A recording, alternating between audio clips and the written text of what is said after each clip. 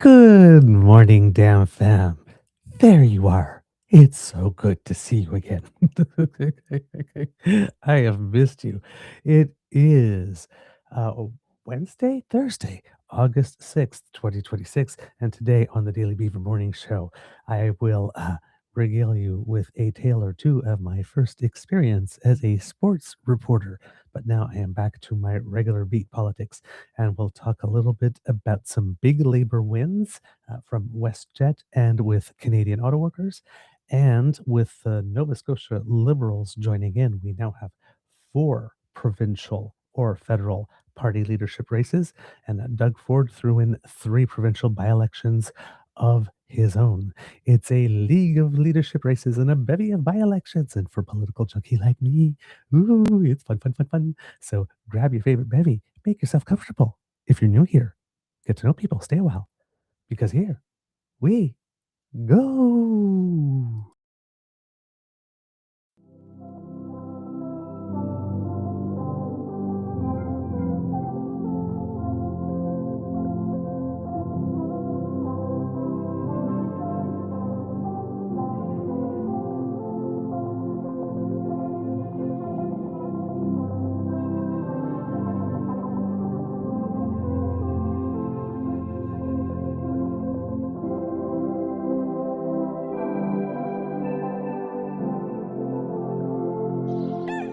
Good morning, this is the Eager Beaver Show. You are listening to a True North Eager Beaver Media Incorporated podcast.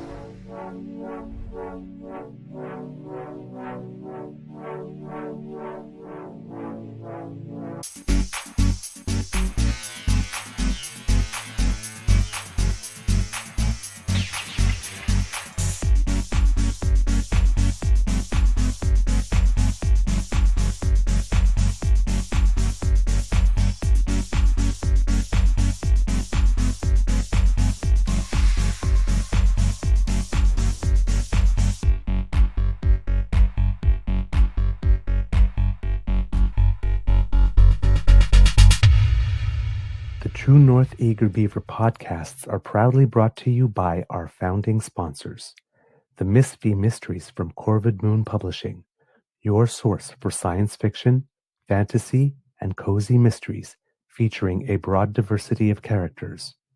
PsychicTarot.ca, book your tarot reading and unlock your spiritual journey.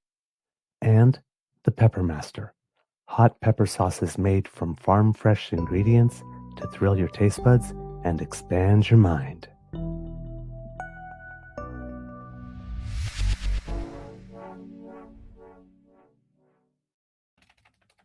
Well, good morning and hello, kids and cubs, and welcome to season 6 and episode number 957. I checked before I came on today of the Daily Beaver Morning Show. Oh, Canada, always 100% Canadian and always beaverific. Today, recording day is Thursday, August 6th, 2026. And it is a lovely day here at the Beaver Lodge. I'm your host, the Eager Beaver, pronounce he, him, hey, Mr. Beaver A. And not with me as usual is my good friend, Mr. Grizzly, but you will be getting your dose of Grizzly on Saturday because it is Pubcast Day. It's a lot of travel. I'm a little pooped, I will tell you that. But hey, Pubcast Day, my favorite day of the month. So I am very excited. I hope you will join us. It's at the Lieutenant Pump in Ottawa. If you care to come and join us live, please do. We would love to have some audience and meet you in person. If you would like to come on the show, chat a little bit, whether you appear, on it visually or not, we can just make it audio. It would be really nice to have you. And if you are watching from afar and you would like to participate, we always have a link available for members of the Dam Fam. Please come and say hello. Again, if you don't want to appear on screen, we can make it, an icon or a blank screen or something like this with just your voice. But we would love to have you on the show. So please come and join us this weekend for the fun, where we will be silly. We'll regale with tales. Mr. Grizzly had a trip to Calgary and maybe other places in Alberta. But I had some stampede time, so clearly we'll have an opportunity to hear about that and catch up with him. And hopefully, I'll have a few tales of my own. It's just a good time. And of course, the rules: no politics, no religion. There you go. So Saturday. Usually we start, so if everything goes technically perfectly, we start around 1:15 ish. Usually it's closer to 2 because usually there's something we need to take care of. Although we're getting much better. Well, we're Mr. Grizzly is great at it like this, but we're getting much better. Let's put it this way: I'm becoming more helpful. So, yeah, well, sometimes we're able to start a little sooner. I'm learning. I'm learning. So there you go. So we'll have some Mr. Grizzly time here. Um, let's see how I just have some audio coming into my ears here a second here. There we go. Okay, I've taken care of that. Um, Big thank you goes to our podcast founding sponsors, The Pepper Master, The Misfit Mysteries from Corvin Moon Publishing, and PsychicTarot.ca. Damn, fam. How is your mental health doing today? Mine is doing much better, not only because I had a pretty bad dip yesterday, uh, but, but just better because I saw Kit Linda say it here. I'm in Beaver withdrawal. Yes, yes, absolutely. I think it was Kit Saucy saying something really super sweet. This one isn't it, but it's the next one. The first one was, "I have been without Beaver all week. My patience is being tested." Girl, your this is gonna sound wrong. Girl, your beaver's been tested.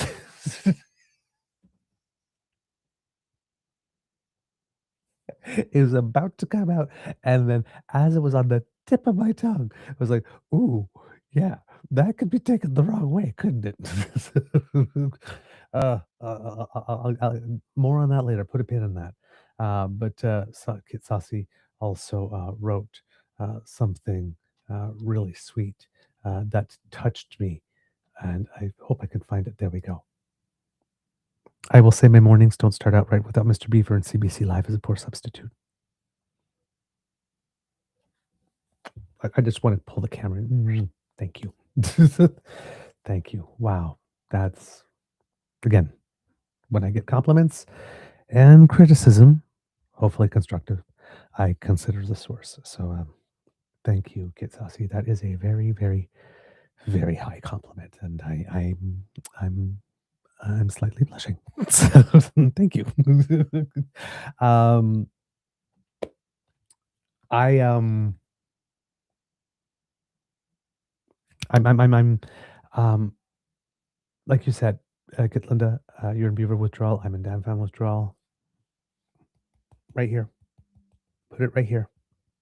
I need the damn fam love right there.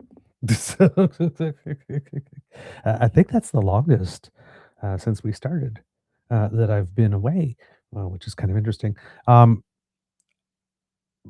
I brought everything. I was able to actually do a little research so that I could have like short, maybe like 30 minutes to 45-minute shows when I was there.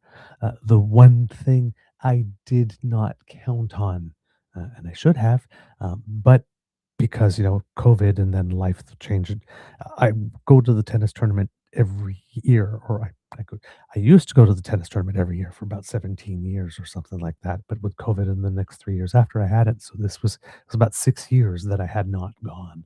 And I totally forgot about post-event adrenaline. The same thing I get like when I'm on stage after a show, and it takes a little while to come down from that. And um, that coupled with the the curveballs, because the first day that I was supposed to attend was rained out, which made the second day start earlier so that they can schedule the matches in and all that kind of stuff. Um, So schedules got thrown, and there was just no way. So apologies for not having been able to deliver a show, but in one way, not sorry because I had a really good time. It's my happy place. I love it. I just love live tennis. Um, so, and and I got to realize a childhood dream. Little, I don't think I've ever shared this, but when I registered for university for the first time, we had to choose three universities and three programs, and one of the programs that I did choose was journalism at Carleton. That's the one I should have gone for. Looking back now. And I got and I had been accepted, but I had also received a scholarship to McMaster, 4 years tuition in a program that was super, super, super, super duper elite. It was the only program like it in Canada, and they only accepted 50 students, and I was one. Um, and I got there and I hated it. I hated it so much, and plus it was the first time I'd ever moved away from home, and I was so homesick. It just wasn't it wasn't the right fit. It just wasn't the right fit. I had made a terrible, terrible, terrible choice. And then when I reapplied the following year to different schools, I applied to journalism again and did not get accepted that time because it would appear that you only get to say no to Carleton once. So lesson learned for journalism because it is a uh, well, at least at the time, and I assume it still is if the school is still there, along with Ryerson at the time, which is now Toronto Metropolitan University, some of the most respected programs in the country when it comes to journalism.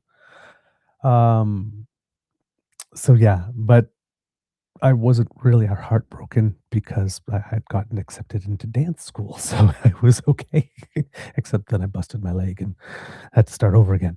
So, and that's how I ended up in communications ultimately. So I don't think I ever told that story, but yeah, always wanted to be and if I was going to go into journalism, I was going to be a sports reporter. That's what I wanted to be. My dream. Basically, Devin Haru is living the life that I would have wanted to live. I wanted to go be a sports reporter, and I really, really, really wanted to cover the Olympics. Um, Life took a different turn, but also life can come full circle. So yeah, I went to the National Bank Open and did a whole bunch of little shorts. If you did not get to see them, if you look under the shorts tab there, a little bit of a quick little 3 minute or less clips, recaps of batches and stuff like that. And I have to say, I had a very fun time. I had a very fun time. I had the mic with the logo, and I was going to use it, but on uh, when we get into the stadium, there's like a long list of things that you're not to bring allowed to bring in, and you're not allowed to bring in a tripod. I'm glad I didn't bring it because I did bring it to Toronto, but it didn't fit in the bag once I put the food in. So I decided to leave it behind and that I was going to lean the camera on something. So, but you weren't also allowed to bring in like certain types of branding, and I think maybe the logo on the mic would have been considered that type of branding. So I didn't risk it. So it was just face, darling. And as you can see, I'm a little windswept and a little caramelized from the sun. So, had a good time, looking fabulous, saw some great tennis. Um, it was a bit of a weird experience. I normally go to the Montreal venue and not the Toronto venue, so the layout is extremely different. I far prefer the one in Montreal than the one in Toronto for the layout. Um, I had better seats though in Toronto.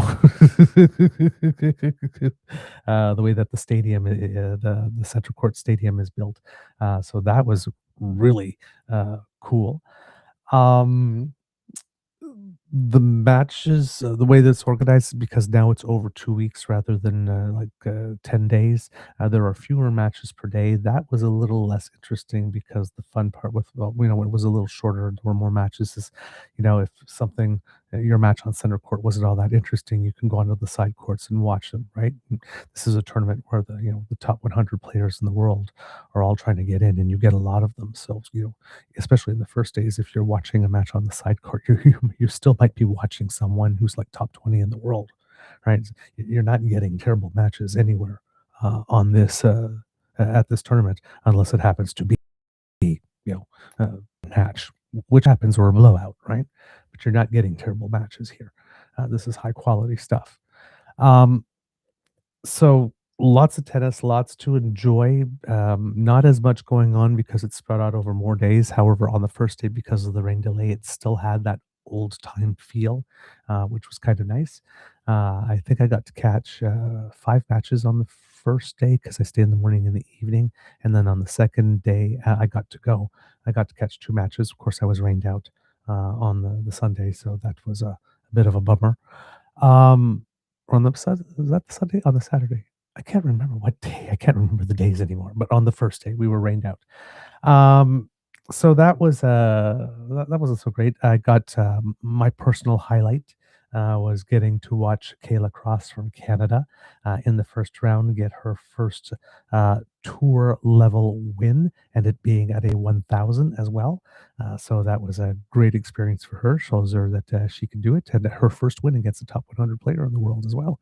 So, that was, fantastic. It was nice to see her seize the opportunity.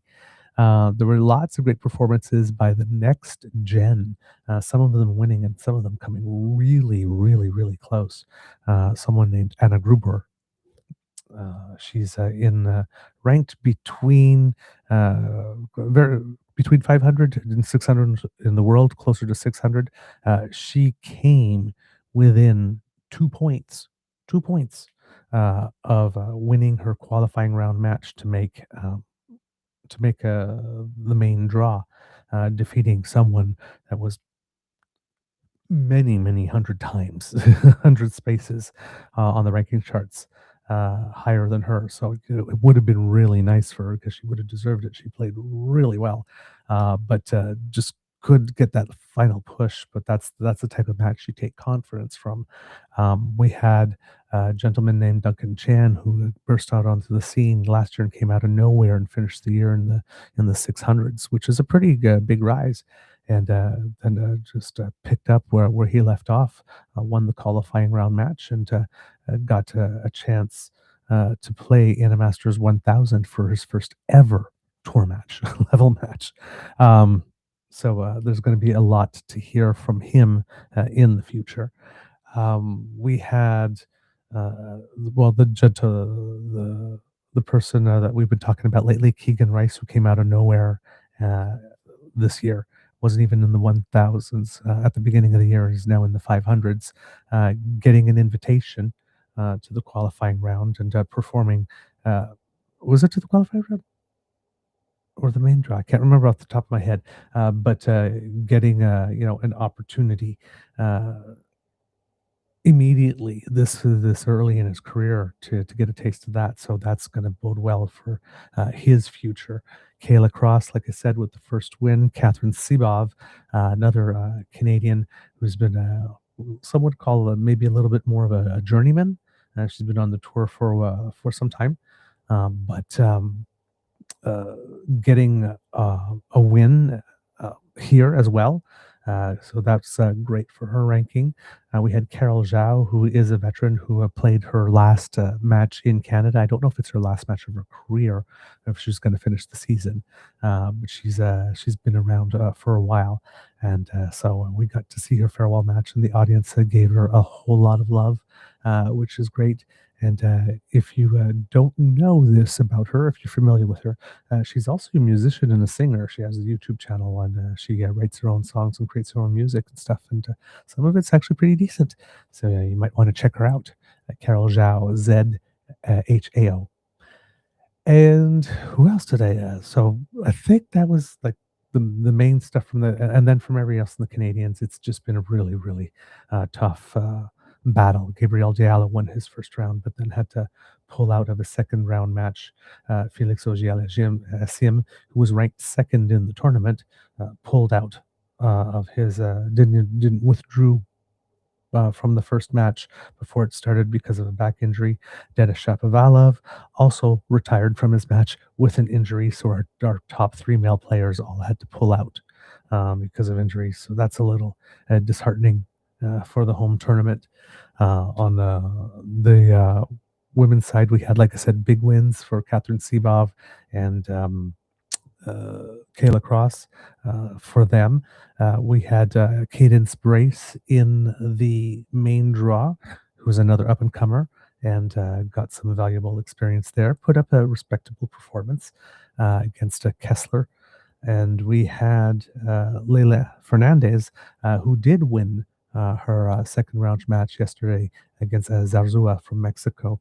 So she is advancing. She's been having a tough season. A lot of our top players this year have been having a tough season, with the exception of Felix, who seems to be doing rather well.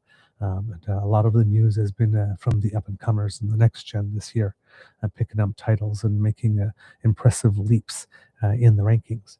So great tournament. Like I said, just not a great one for Canadians. Hopefully, what's going on in the doubles tournaments will help with that. Unfortunately, that was another thing, is when the tournament was shorter, the doubles matches started earlier. There weren't a doubles match at all in all the time that I was there. So that's starting later on in the tournament. So I didn't get to enjoy that. I particularly really like doubles. So it seems that you have to wait later on in the tournament now to get to enjoy them, which also makes them more expensive to enjoy, because the later you get in the tournament, the more expensive the tickets are. So had a wonderful time at the tournament. I do not know what it is with me and travel this year, kids and cubs. For those of you who were here in February, when you heard our travails about trying to get to Mexico and then trying to get back from Mexico. Okay, this is nowhere near on that level, but going there, got to the bus station and found out that had I checked my email before I left, I had received an email an hour before saying that there was going to be no bus after all, at the time that I planned to leave, and then I needed to book again. No extra fee, but needed to book again. So departure time didn't take place as expected, which is another thing that threw me off, because I planned to be in Toronto about 6 hours earlier than I was, which would have allowed me, to do, a whole bunch of things in terms of, buying food and preparing food and all that kind of stuff. Because if you're going there for the whole day, you can bring your food, right? You don't have to eat what's on site, because, if you've ever been to a sports stadium, food on site is not particularly plentiful and is really expensive. So if you're going to be there for about 10 hours, it's going to cost you a small fortune. So, those were other things that I had to do. I had to do the following morning rather than the day of when I arrived, because we arrived late, which made it such also that I couldn't do a show for you. So yeah, it's been getting there was a little tricky, and then getting back. I don't know if the TTC has been taking lessons from the O train in Ottawa. But twice on the way to Union Station from where I was staying, the train just stopped and decided it was not moving for a while. Well, uh, as you can figure out the rest, you probably know what happened, right? When I got to the bus station, it was like literally 2 minutes after my bus left with the delays, which means I had to buy a whole new ticket. I was not happy. I was very not happy yesterday. I was very, very, very not happy yesterday.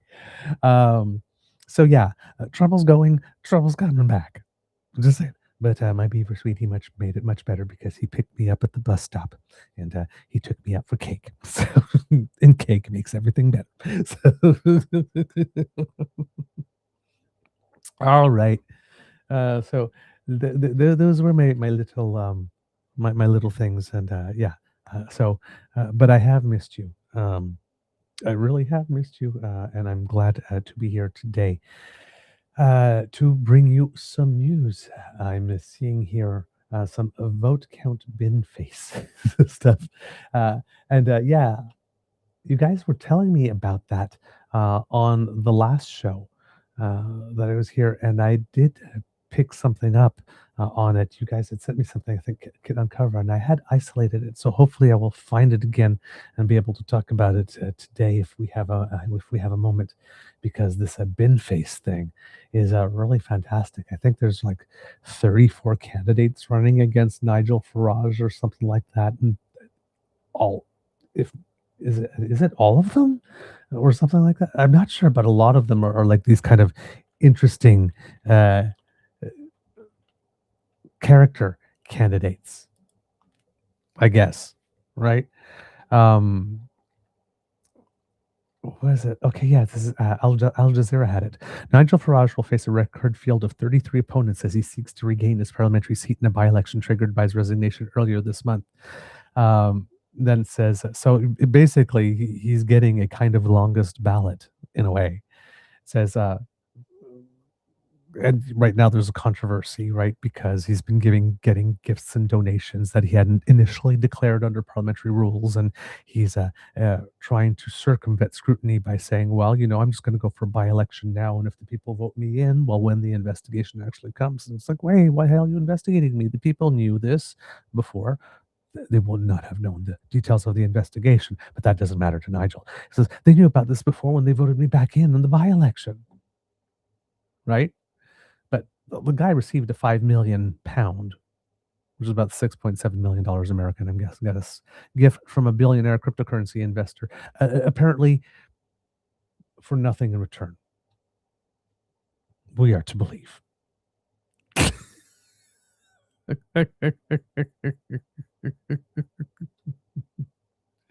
So, Britain's main political parties are not contesting the by-election because they're not participating in this attention-getting scheme. They describe it as, quote, a media circus, and that has left the contest largely to smaller parties, independent candidates, and satirical campaigners. Among the best known challengers is a comedian, John Harvey, standing as Count Binface, a novelty candidate who campaigns wearing a metal bin on his head. He previously ran against former Prime Minister Boris Johnson in Uxbridge and has twice contested London's mayoral election. Also standing is Alan Howling Laud Hope, leader of the official monster raving Loony Party, a long established satirical political party that has contested British elections for decades. Actor turned fringe far right politician Lawrence Fox, who previously ran for the position of Mayor of London, is also running. Speaking at the Conservative Political Action Conference in London on Friday, Farage said the by-election would allow voters to decide whether to return him to Parliament. Quote, the people of Clacton can decide whether they back me or whether they back the establishment. I've taken a punt because I like a gamble, he said. I think they're going to come down on my side. I hope and pray that they do. Yes, let the people decide. Let the people be my judge, not the Westminster elite. Let the people see.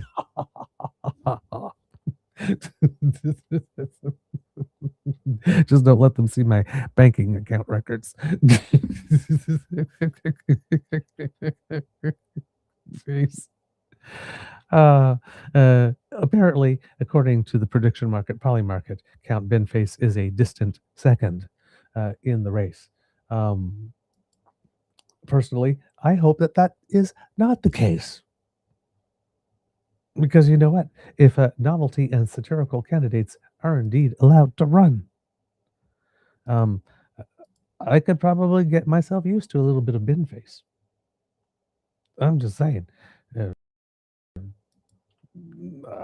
yeah, I have a thing that I probably would much want to hear and see bin face than that other guy. I don't know why. I'm just not particularly impressed by him. And I know you don't believe me when I say I don't know why.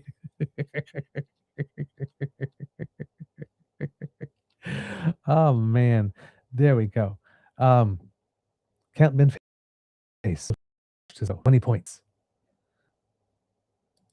What is it here? Here it is. My manifesto for the 2026 Clacton by-election. It's a once-in-a-lifetime opportunity. Join me, clean up Clacton, and make a 13th August bin day. Now, um, before I get into this, darlings of the Dan fam, let it be known that it is typically not the policy here at the Beaver Lodge to be reading manifestos. Usually, even sections of it, usually doesn't turn out well for people who have done that. Sometimes even particular in the House of Commons. It's happened. Look it up. But in this case, because there's an exception to every rule, we will present to you the manifesto of Count Binface. 1. I will boost the region's economy, prestige, and fame. 2. I will cut your taxes and raise everyone else's. 3. Bus fares to be capped at £1.99 and 99 flake ice creams to cost no more than 99 pence. I promise to spend more time in Clacton-on-Sea than in Washington, D.C., and to champion the area. MPs who resign mid-parliament to be barred from the resulting by-election. MPs... I see what you did there. MPs who change party mid-parliament to be forced to face by-election. I pledge to build at least one affordable house. I would have put my own in parentheses, or not my own. Arcade grabber games to be made fairer so players actually have a chance to win. Oil and gas companies to pay for solar panels for everyone from Jack, aged 10. See, taking requests. And also championing the next generation. I can get behind that. Regeneration of Walton Pier so it's just as great as Clacton Pier. A windfall tax on cozy crime novels written by celebrities, well, as we are sponsored by a writer of cozy mystery, we can fully get behind that one. Hello, COVID Moon Publishing. Number 12, potholes to be filled using copies of the 2024 Labour Party manifesto. Oh, that's just mean. Parliament to be moved to my new bin HQ in Wheelie while the Palace of Westminster is restored. People who drive past Clacton Station with annoyingly loud exhausts to lose their license. I will not accept £5 million gifts from crypto billionaires on Earth. There's the parenthesis. A referendum on whether Pluto should regain its planet status. The hand dryer in the gents' toilet at the Great Himalayas restaurant Southport to be moved to a more sensible position. The issues that matter. Wayne Rooney to be the new expert summarizer for the BBC at Eurovision. Count Binface to represent the UK at Eurovision 2027 with Clacton hosting Eurovision 2028. So clearly he's determined he's going to win. And number 20, I stand by my past manifestos.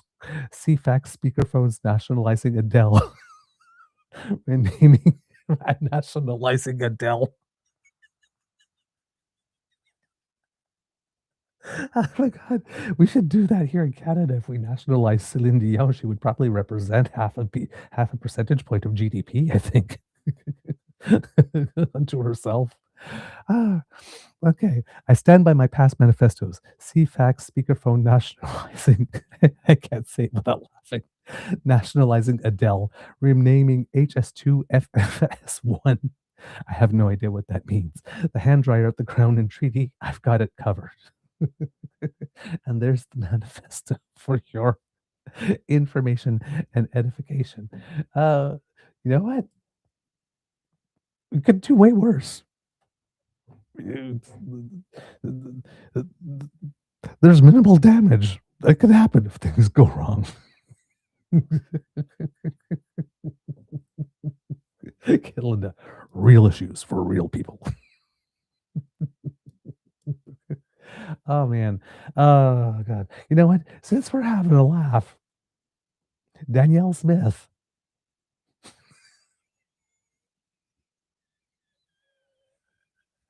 over the course of the weekend. Oh my God. Had the unmitigated gall. Well, I'm not sure if it's over the course of the weekend. Like I said, the days are blurring here.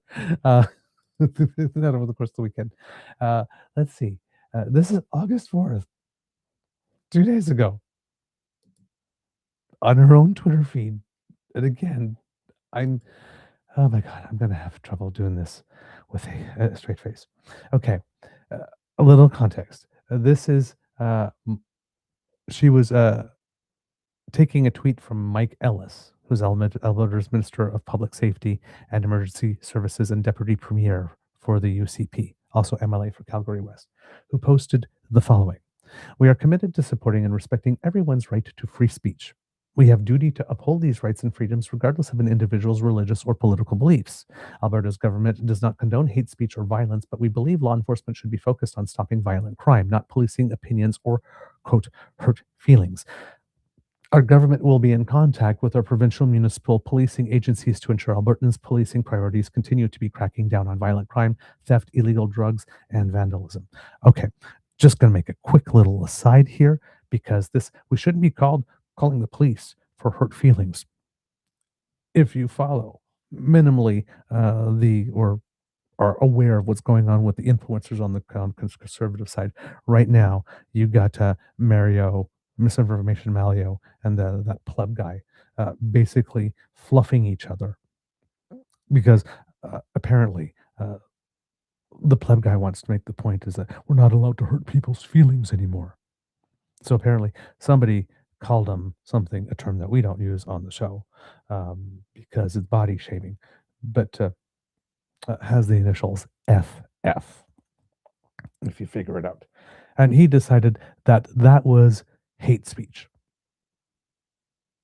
and called the police and tried to report it. And apparently he got disconnected because essentially he was a crank call. And they're trying to market that somehow. Okay.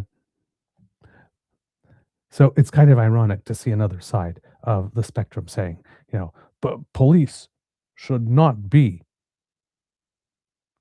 taking policing opinions or hurt feelings because that's what hate crimes are, right? Just someone merely expressing their opinion that maybe you should be missing a few teeth, or maybe you just shouldn't be alive. Frequently, the opinion that you deserve fewer rights than others. So, and when you're walking down that street and one of these people assault you verbally or physically, these are hurt feelings.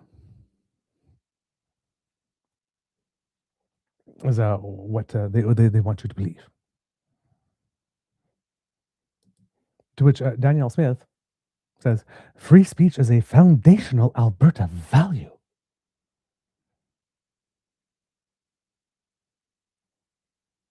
Yeah, right. Right. She goes on, but she starts with that. We'll get back to that part. Freedom of speech. No, sorry. Free speech is a foundational Alberta value. We don't believe in policing unpopular religious-based statements, even if they are controversial. That's a slippery slope other countries have fallen into, and we can't go down that road. Our Minister of Public Safety and Emergency Services, Mike Ellis, will be writing to our provincial municipal policing providers to ensure they understand Albertans' policing priorities should focus on violent crimes, illegal drugs, theft, and vandalism, not people's free speech.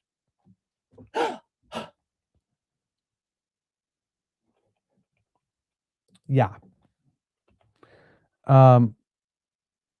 This has to do with the Edmonton Police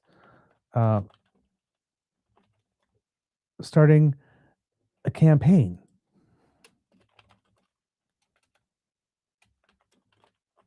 to encourage people to report hate crimes. Seriously, according to Cindy Tran of the Edmonton Journal. Hold on, just gotta make sure the story comes up here. And there it should be. Voila. Alberta Premier Danielle Smith says police should focus on violent crimes, not free speech, in response to a recent Edmonton Police Services video encouraging Albertans to report hate. The Edmonton Police Services put out a video and encouraged people in Edmonton, if a hate crime, which are often violent, has been committed against you, do come and report it. We will take it seriously.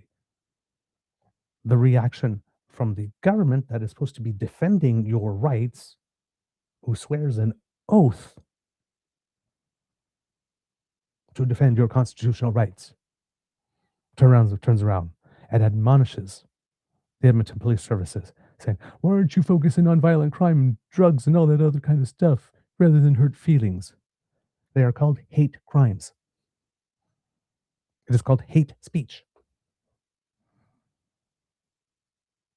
Hate speech in Canada has a very specific legal definition.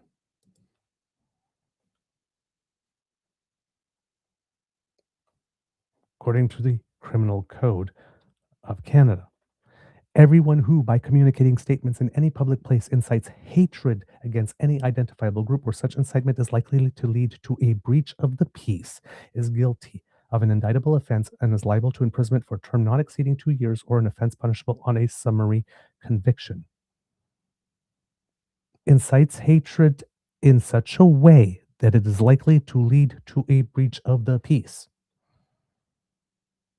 Danielle Smith says Edmonton police should not be focusing on that. Everyone who, by communicating statements in any public place, incites hatred against any identifiable group where such incitement is likely to lead to a breach of the peace.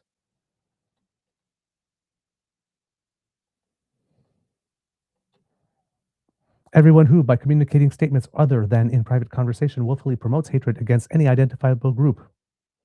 Everyone who, by communicating statements other than in private conversation, willfully promotes anti-Semitism by condoning, denying, or downplaying the Holocaust.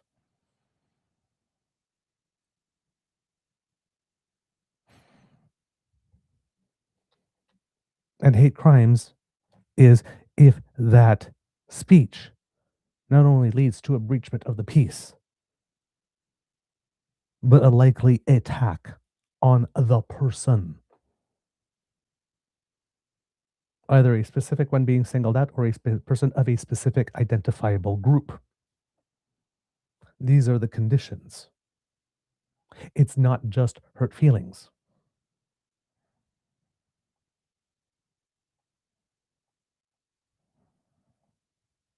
No person shall be convicted of an offense if they establish that the statements communicated were true, if in good faith they expressed or attempted to establish by an argument or opinion on a religious subject or an opinion based on a belief in a religious text, in good faith.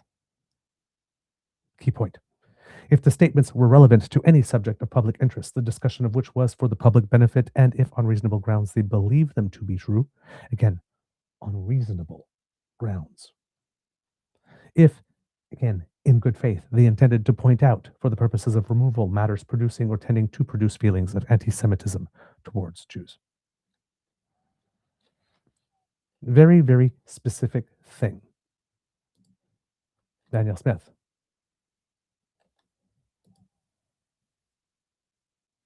Why are you doing that? You need to be focusing on real crimes. An 18-second video posted on July 31st by EPS, Edmonton Police Services, showed a number of comments saying things like, quote, "Canada needs effing deportation now. Bad drivers are always blank people. And we're letting take over. And if you say anything, you're going to jail." The video ended by saying hate has no home here and encouraged Albertans to report any hate they see to EPS. Hate has no home here. And Danielle Smith says, hey, why are you focused on hurt feelings? Clearly, hey, hate has home with Danielle. This is a completely disproportionate reaction to a video encouraging people to exercise their rights if they have indeed been violated. And then she goes, free speech is a foundational Alberta value. Who are you kidding? Number one, if Mr. Grizzly was here, is going, hey, it's freedom of expression, not freedom of speech. Number one, get it right. But of course, Danielle Smith is suspected of being wannabe American. So, not surprised there that she's got that wrong. And is a foundational Alberta value out of her mouth? Foundation Alberta value, unless you are the family of a transgender child and you want to talk to your doctor about doing something that could help your child. You don't have that freedom of speech, do you? Or unless you're an Indigenous person who wants to invoke inherent treaty rights. Yeah. I very recently remember you bulldozing right all over them. Or if you happen to prefer water over coal. Or maybe if you like to read books, right? Because in every book, the person who is banning or burning books always turns out to be the good guy, right? Right, Danielle? Kit Hugh published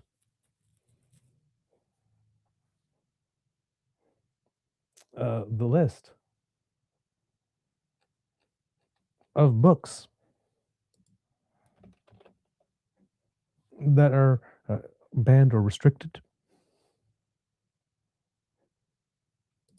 The list here is going to be right here in the chat. By the way, I saw Andy here. Hey, Andy, how you doing? Hope everything is better. If and things are resolved and you're settled, but if not, perfectly willing to put the call out one more time. So, but send me a little message if you need me to do that. I would be happy to. Right? But so nice to see you here. Yay! Um, as you know, we've been talking about now and then, and the democracy is something that you do a little campaign every now and then to sometimes we help each other out. Sometimes here at the Dan Fam. So for those who missed it, that's what that was about. Let's see. So yeah, I'm not. I have no idea. Well, I mean, I know what Danielle Smith do. We know what Danielle Smith is doing here, right? But yeah, if you're transgender, if you're indigenous, or also if you happen to be a teenager going to a UCP panel discussion and happen to have an intelligent question about your future to ask in Alberta, where free speech is a foundational value, according to Danielle Smith, you can't do that without having a representative of the government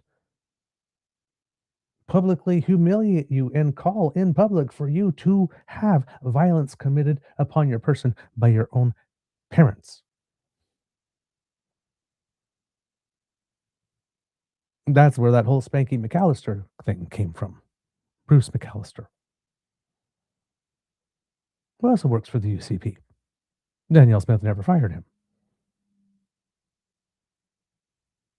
Go to a UCP event organized for Danielle Smith to hear what it is she wants to hear from the people she has invited, and ask a question that is inconvenient, and have the moderator of the event say that you should be up to receive a spanking.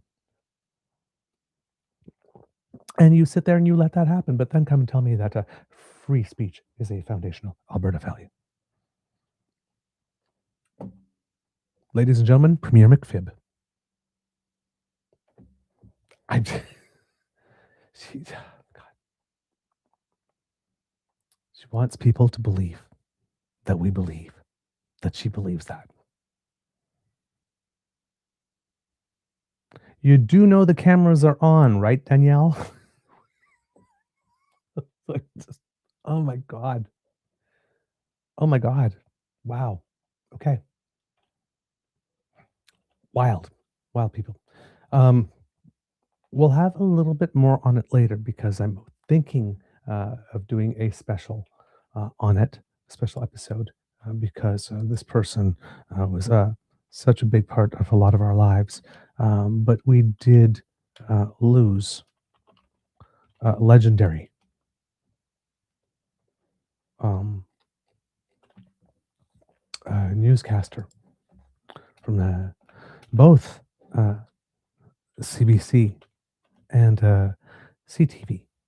Lloyd Robertson passed away on August 4th, the age of 92. Uh,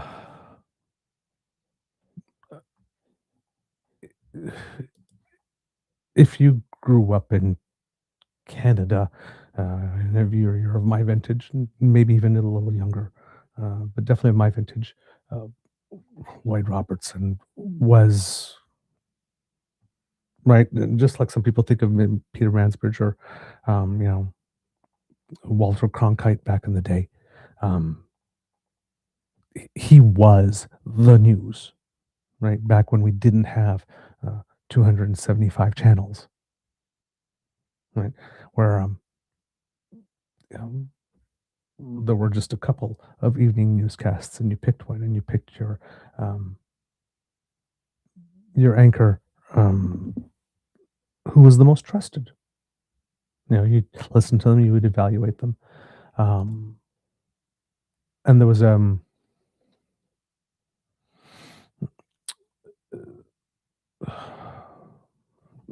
just there was more respect and more reverence for what the job of a journalist is now. It's as soon as a politician is contradicted nowadays, then they'll turn around and criticize the media, criticize their coverage, or all that kind of stuff. But journalism is an essential, vital part of our democracy and of any well-functioning democracy and well-functioning society. Having people ask very unpopular questions of very popular people because somebody has to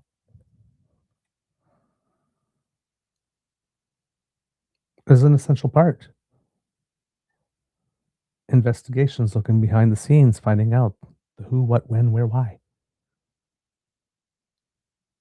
Mm. And there are rules to how you go about that, right? That's the thing with this generation right now, where we are, where, this is one of the reasons we do not call ourselves journalists. When I went to the National Bank Open and I went there and I saw for myself and I reported back on what I was seeing, yes, there I was doing some journalism. That was journalism, right? What Nate Pike does at the breakdown when he asks for FOI requests and goes in and does the research, looks at court documents and comes up and brings you those, that's journalism. Right? We do a little bit of that from time to time if we research a subject like this, but mostly we curate and we comment on news. Right? We provide some analysis. We don't do journalism for the most part. Right? Journalism is a very specific thing. And when it's done well, it's an art. Right? So just grabbing yourself a YouTube channel, asking questions, having opinions, reading some documents and presenting your take on it, calling yourself a citizen journalist. That's not citizen journalism.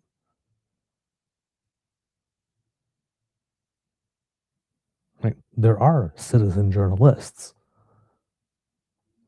but they hold themselves to the standards and then to the deontology, the code of conducts, the practices about sources and references and double checking and cross checking and verifying and reporting only what you know and making clear when you're reporting on what you know and on what's speculated. Right? There are plenty of people who do that. And when I saw Danielle Smith claiming free speech is a foundation Alberta value, the first thought in my head, the first thought in my head was, oh my God, I can hear Nate Pike and the good folks at the breakdown laughing in Canadian right now.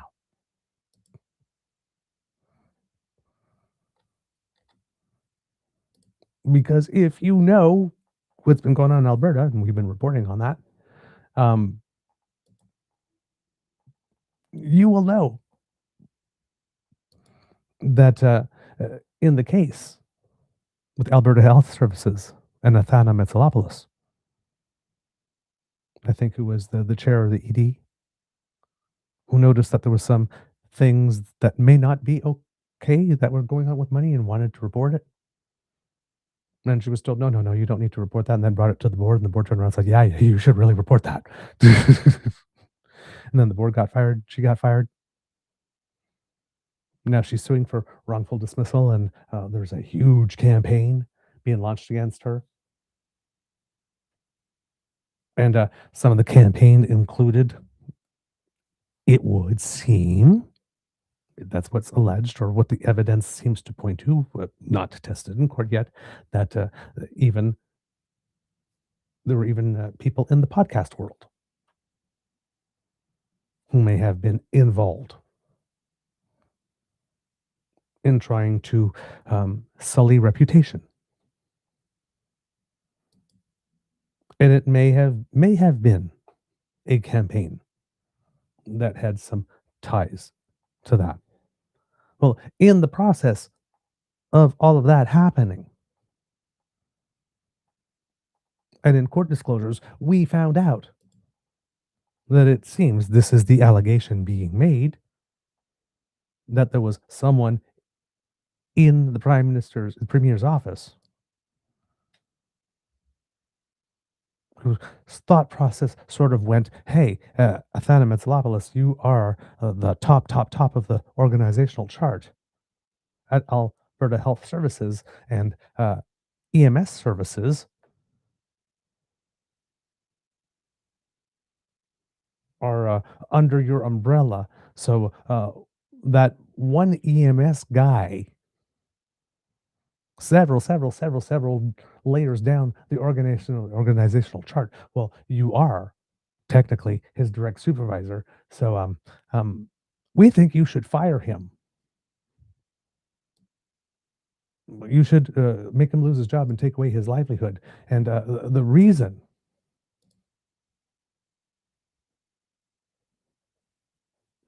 Knight Pike laughs in, quote, your office allegedly tried to have me fired twice for hosting a podcast on politics. I was like, that's the one. That's the one I was waiting for from Nate.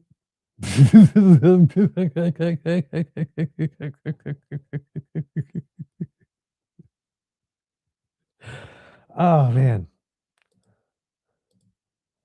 That must have felt so good for him to be able to smack that one back. But yeah, free speech. That's what Danielle Smith wants you to believe.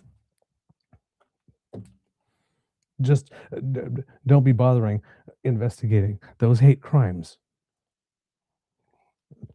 when people decide to use their speech in criminal ways and believe they can do it consequence free. Send them the message that it is indeed consequence free, because for us as a government, it's really not that important that you prioritize that. Besides, right? It's just those identifiable groups that are the subjects of these hurt feelings. You don't need to investigate that. Go investigate the real crime. Preferably the one that's created in the ones that happen in neighborhoods where people vote for us.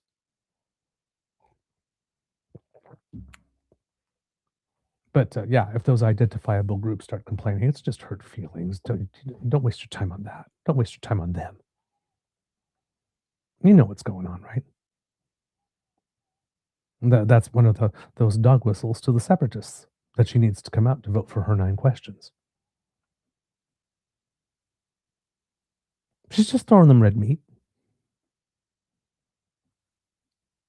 But when you think about it, you literally have a premier who swears an oath to uphold and protect your rights, turns around and tries to refer to hateful activity, hate crimes, and hate speech as just mere hurt feelings. Stuff that police don't need to waste their time on. Yeah, that sends the message that Alberta is a warm and welcoming place, doesn't it? It's just, listen, Albertans watching. I know she doesn't speak for you. I know. I know you're embarrassed by her. Just, man, some people, eh? Some people, if they're not spreading toxicity, they're not happy. It just seems that that's what it is. All right, on to the major subject today. There's just been some weirdness, just lots of weirdness. There's a lot more weirdness, to be totally honest. I could probably do a whole show on the weirdness. Um, but yeah, ugh, cons- conservatives, man, I just all this theater rather than actually just doing your damn job. Just frickin' govern. If you're in government, just govern. Stop with all of this nonsense. My God, it's exhausting. It's boring as hell. Um, all right. Labor. Two very big wins. First one from WestJet. We actually were somewhat surprised. I say we, I should say I. I keep on speaking as if it's me and Mr. Grizzly here. I didn't ask him what he thinks about it. I have an idea because, we talked about the Air Canada thing last year, right? Last year was Air Canada. And a big part of this was about having, wages come up to meet what had been the industry standard because I believe, if I remember correctly, in the case of Air Canada, the contract had been negotiated.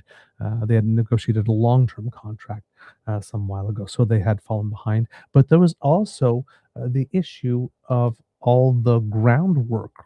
Right? We found out that flight attendants um, and cabin staff and all that, they're booking you in and they're at the ticket counter and they're again, at the gate and whatnot. They're not getting paid for that time. They're getting paid time in the air. Now, yes, they're getting paid generously for time in the air. A lot like, for example, when my Beaver sweetie is teaching at college, he's paid for the hours he is in class teaching. He's not paid to mark. He's not paid for preparation time, but the hour, uh, the rate that he is paid in class is,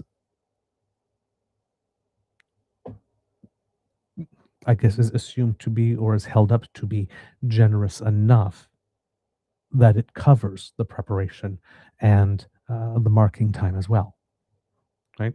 Um, maybe, maybe not, but nowadays you want to get it all in writing. Let's just put it that way. I'm doing this duty, and this is what I get paid for it. This is when I get paid. This is when I don't. So they wanted to be compensated for the ground time. And at least in the case of the Air Canada agents last year, they had the support of the public all the way. So with WestJet, when we reported on it a few weeks ago, when things were happening, when the union did take the vote to give themselves the right to strike, and I think they did it at more than 99%, right? Um, Everything that was being said between the company and the union seemed to give the impression that they were at the table and that they were negotiating and that they were negotiating in good faith. There was no snarky comments about one side or the other, and both of them were expressing a very strong desire to want to get to a deal at the table. So I was very, very surprised when it got to the point where we passed over the deadline and there was some action that was taken.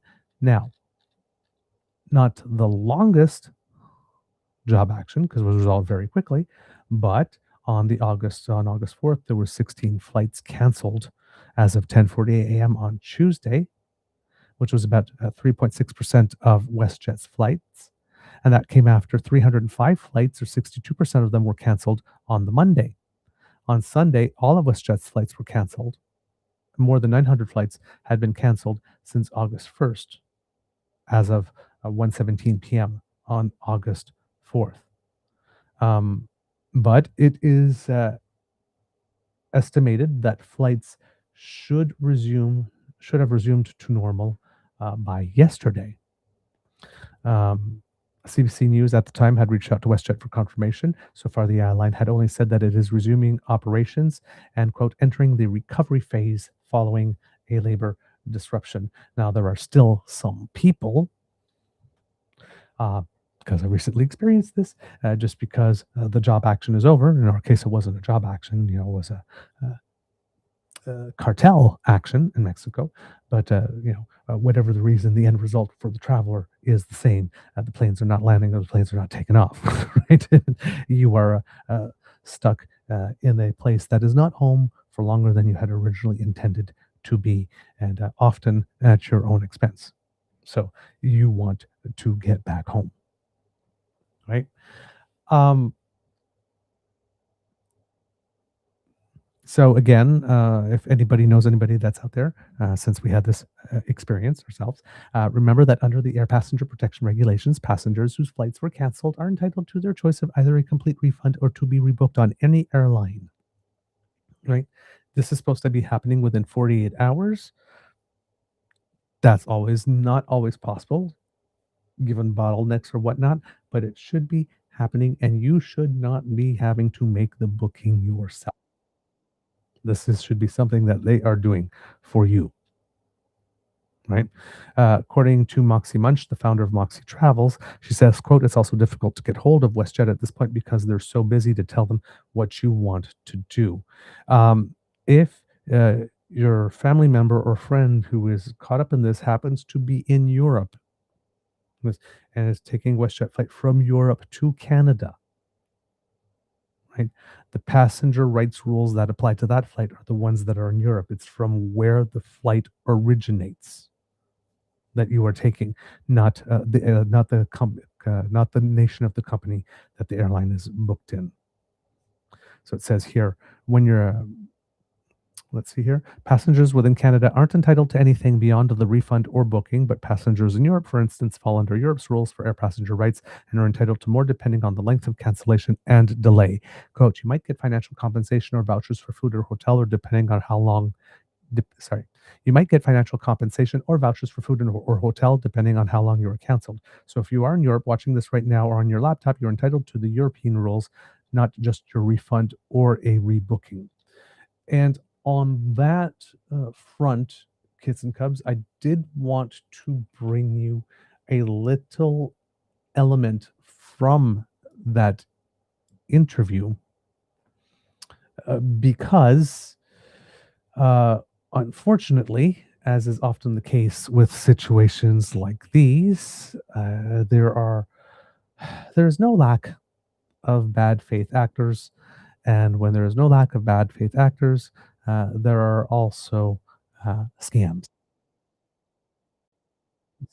There is a scam going on, and fortunately, um, this person that I was talking about, the founder of Moxie Travels, Moxie Munch, um, talked about it, but it was actually raised by the anchor at CBC News Net Live, who, and this is a face I'm not familiar with, so I would love to give her credit, but I do not know who she is. So if you do know, damn fam, please let me know who she is while this clip is playing, and we'll give you a little more information you can use with regard to scams like this. And this is information that you should keep in mind because this is a play that can be used not only this time, but in the future as well. So if it happens to you in the future, this is something that you need to watch out for. Come on, roll. Okay, for some reason, the volume is not working. So let me just stop that for a second, kits and cubs, and try to reset that so that I can get the volume working for you on this one. Oh, that's what happened. Okay. Okay, there we go. I've taken care of that. So let's try that. Take two. Moxie Munch about information of potential scams related to your flights with WestJet, if that is something that is affecting you or someone you care about. Moxie, there is so much activity online. People are on social media talking about this, and that is creating another problem. And that comes with trying to figure out, is this a legitimate phone number? Is this a legitimate person I can talk to? And scams are popping up. They are. It's really unfortunate, but I post online content and I see it in my comment section. People are posting as comments or on threads frustrated that they can't get through to WestJet. And there are people, likely bots, commenting and saying, I got through to WestJet by emailing this email. But when you look at the email, it is not a WestJet.com email. And in addition to that, if they're searching for WestJet's phone number, it may be giving them the wrong number to a scammer as well. And they may also be getting contacted by people saying, hey, we saw your posting. If they have a public number, we'll refund you, but really they're scammers. So people should be really cautious that unless you've contacted WestJet directly through a WestJet.com email or the phone numbers on their website or your ticket, to make sure you're actually talking to WestJet or your travel agent if you book through that. And Moxie, I want to tell you sort of my own story, because this exact situation happened to me.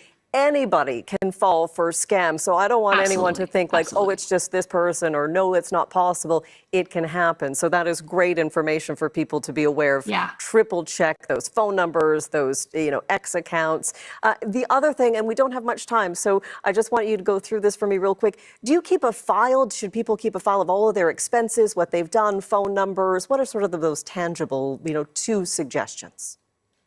Depending on where the rights fall, it doesn't hurt to keep your receipt and your contacts and attempt to get compensation ever. It's free to try, right? So make sure you know the rules, and there are also very helpful online Facebook groups that can help you of the steps you should do to try to get compensated if you're entitled to it.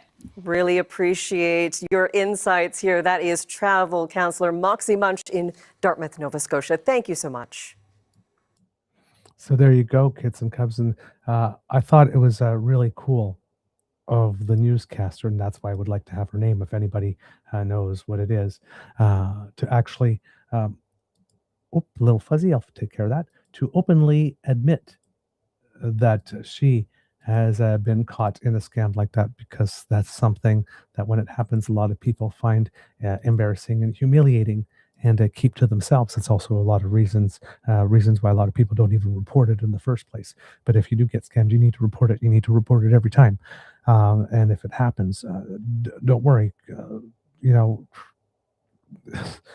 I've come very close to getting caught a few times. There were once or two times that I've clicked a link that I wasn't supposed to, but fortunately realized, before I got too far in, that, whoa, wait a minute, this doesn't smell right. So, and backed away. But still, it was like furiously changing all my passwords as fast as humanly possible as soon as I did it, and running malware. It's like, oh my God, what did I do? What did I do? Ah! So, all of us, a moment of inattention like this, we can get caught on this. But again, right? If people are reaching out to you, going, "Hey, I found this," again, that's airlines have limited staff, and when something like this happens, there's a bottleneck. It's really, really hard to get through. So if somebody is telling you that they got this magical way that they got through, no, this is supposed to be hard, right? There's not enough. There are more people out there who need to get home than there are people there answering the phones. Right? This is supposed to be hard. It shouldn't be, right? You'd hope that they'd have more people and would be very easy and seamless, but they don't. They don't have the staffing. So there's no way that this cannot be hard.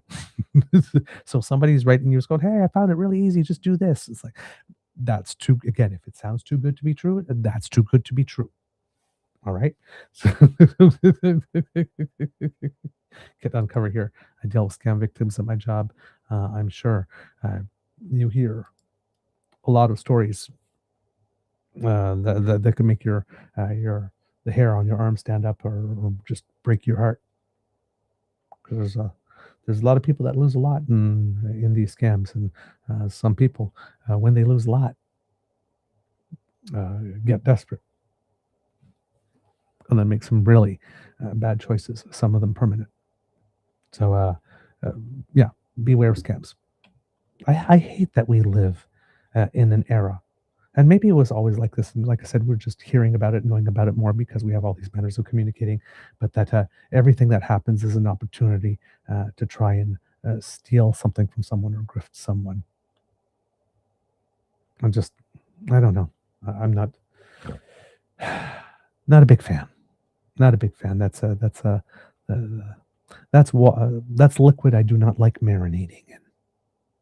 And unfortunately, we seem to be living in that type of world. Yeah. So, whoops, sorry. There you go. Kit Uncover says, I do computer tech support. Well, there you go. Yeah. So, this is good for WestJet that they have this tentative deal. Looking for some of the terms. There we go. Some of the details have been revealed now. This is according to the Canadian press. The union representing WestJet cabin crew has shared details of the tentative deal reached with the Calgary-based airline this week after a one-day strike. It lasted one day. The Canadian Union of Public Employees said the deal includes a more than 18% wage hike over 3 years, as well as new, quote, duty period premium that adds compensation for work done on the ground. It also includes increased time off and higher food and uniform allowances, among other things. All WestJet flights across much of Canada were grounded over what was a long holiday weekend for many as the clock ticked down to a strike by 4,400 flight attendants who walked off the job early Sunday. The air carrier and the union reached a tentative deal early Monday, and WestJet operations gradually returned to normal. Cabin crew members are set to vote on the deal in the coming weeks. So there you have it. Now, in other labor news, if you know this about the way auto workers negotiate their contracts, is that usually the main union will pick one of the big three, GM, Stellantis, or Ford Motors, and negotiate a template deal with it, after which that template deal is taken to the other two, and they negotiate their deals. Usually the deals are somewhat similar from company to company as a result of this. Well, there has been a pretty big achievement in this area. Now, the WestJet one, like I said, we were surprised it actually got to job action because everybody seemed to be of good faith, and clearly they were, because I mean, it was just one day, right? And I didn't even I don't even think it got to the point where the company decided to counter it with lockout, even though the company had declared that it was giving itself the option to do so if it needed, if it wanted to or needed to, or that kind of stuff. But with this one, it seems that there is going to be labor peace because a deal was indeed reached at the table. This is from July 19th, so a couple of weeks now. But it says here, and this is from Unifor itself, the union. Unifor members employed at Ford Motor Company facilities across Canada have voted overwhelmingly in support of a new 3-year collective agreement with the company. Quote, our members have ratified a strong agreement that delivers real gains and much needed stability despite unprecedented challenges facing Canadian auto workers and the entire industry, said Unifor National President Lana Payne. Quote, negotiating during a crisis is never easy, but our driving goal was to make a wide range of improvements for all of our members, building on the gains made in 2023. I'm just going to take a look because if I'm not mistaken, I think Lana Payne might be on that Canada-US Economics Relations Committee that advises on what is going on in with our CUSMA negotiations there. And I'm not not seeing her name there. Let's try this kind of search. There's 25 members. And yes, Lana Payne. There, she's definitely there. All right. So this is a big deal because how do you put it? It's a better deal because if she's the president of the union and she's there on that council, she has the most up-to-date information on where the negotiations are standing and was probably able to negotiate some advantages or some gains that are related to where she sees things going. So I like that. That's why I wanted to make sure to see if the person basically leading this initiative from the worker side would have been armed with that information going into these negotiations, and it seems that that is the case. Moving on, it says the newly ratified agreement will provide a 3% wage gains in each year of the agreement, enhanced job and income security measures, investment commitments, increases to pensions, better benefits, and more for 5,150 uniform members at Ford facilities in Canada. The agreement takes effect September 21, 2026, and expires September 19, 2029. Unifor Ford members covered under the master agreement voted 74% in favor. Salaried bargaining unit members at locals 240 and 1324 voted 97% and 100% respectively. Wow, that's good sport there. Quote, with multi-$100 million investments in our facilities and a plan to return every laid-off member in Oakville to work, this agreement means our members at Ford are in a solid position now and over the next 3 years, said the Ford Master Bargaining Chairperson, John Daniolo. The agreement's job security provisions include the renewal of one more time. Let's try that one more time. The agreement's job security provisions include the renewal of a no-closure agreement and program commitments at all Ford facilities, including a third shift at the Essex engine plant forecasted for 2029. Unifor Ford also agreed to introduce a program that provides laid-off workers from the Oakville plant a pathway to full employment with a target completion date of next Canada Day, July 1, 2027. In addition to the annual 3% general wage increases and a renewal of cost of living allowance adjustment over the life of the agreement, eligible uniform members will receive a $10,000 productivity and equality bonus and a $2,000 December bonus in the first year of the agreement. Wow, okay. Quote, there are many who counted us out, who wrote our industry, our auto workers, and our union off. Those who said we should just accept Trump's goal of eliminating us. This contract shows we refuse to be counted out. This round of auto bargaining was about making progress for our members, but also it was about sending the message that we are not going anywhere. So, highlights of the deal are the ones that haven't been mentioned. So yes, or that have the annual wage increase of $3. Yes. Renewal of cost of living allowance. Yes. Full rate production workers' wages increased to $50.20 an hour by the end of agreement, and the skilled trade workers' wages increased to $62.71 an hour by the end of the agreement. There's pathway to full employment at the Oakville Assembly, as mentioned. A U.S. $500 million investment over the life of the agreement in facility and tooling for Windsor operations, a $400 million U.S. investment in Oakville Assembly Complex to support Super Duty production. As we mentioned, the $10,000 productivity and quality bonus for eligible members. There's also a $10,000 special payment for members on indefinite layoff at Oakville Assembly Complex, the $2,000 bonus in December for eligible members, and an increase in retirees' universal health care allowance payments and extended payments to include surviving spouses. So that was what was negotiated. Now, with that deal having been negotiated, the union then goes on to Stellantis and GM to see if they can work out deals there. Sorry, my computer has stalled for a second. Hopefully that's not affecting the show because I'm not in the studio. Let's go back to the studio. Okay, now everything's moving fine. Great. So let's just go back and get this article that I'm looking for here. And I do not know why my email interface is completely different. So let's fix that. Just gremlins today. Things disappearing, windows closing, things like that. Wrote the show description this morning and I'd finished it all off. And when I pressed the button for it to publish to go and so that you can find me, it just vanished. Like I said, I'm having a weird day. um, so here, according to the London Free Press, come on. I'm doing it on purpose now today. Computer.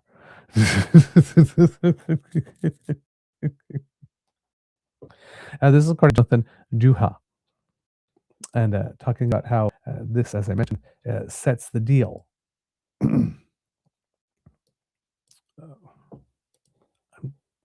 Computer, work with me. Thank you.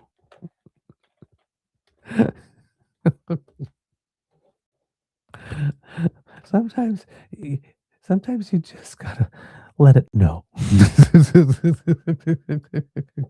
All right, this is from Jonathan Jua of the London Free Press. The 3-year deal reached between Unifor and Ford Motor Company, the first of the big 3 U.S. automakers to bargain with Canadian workers, resulted in an outcome that included wage gains and new investment. But the next rounds with the other automakers may be tougher, industry observers say.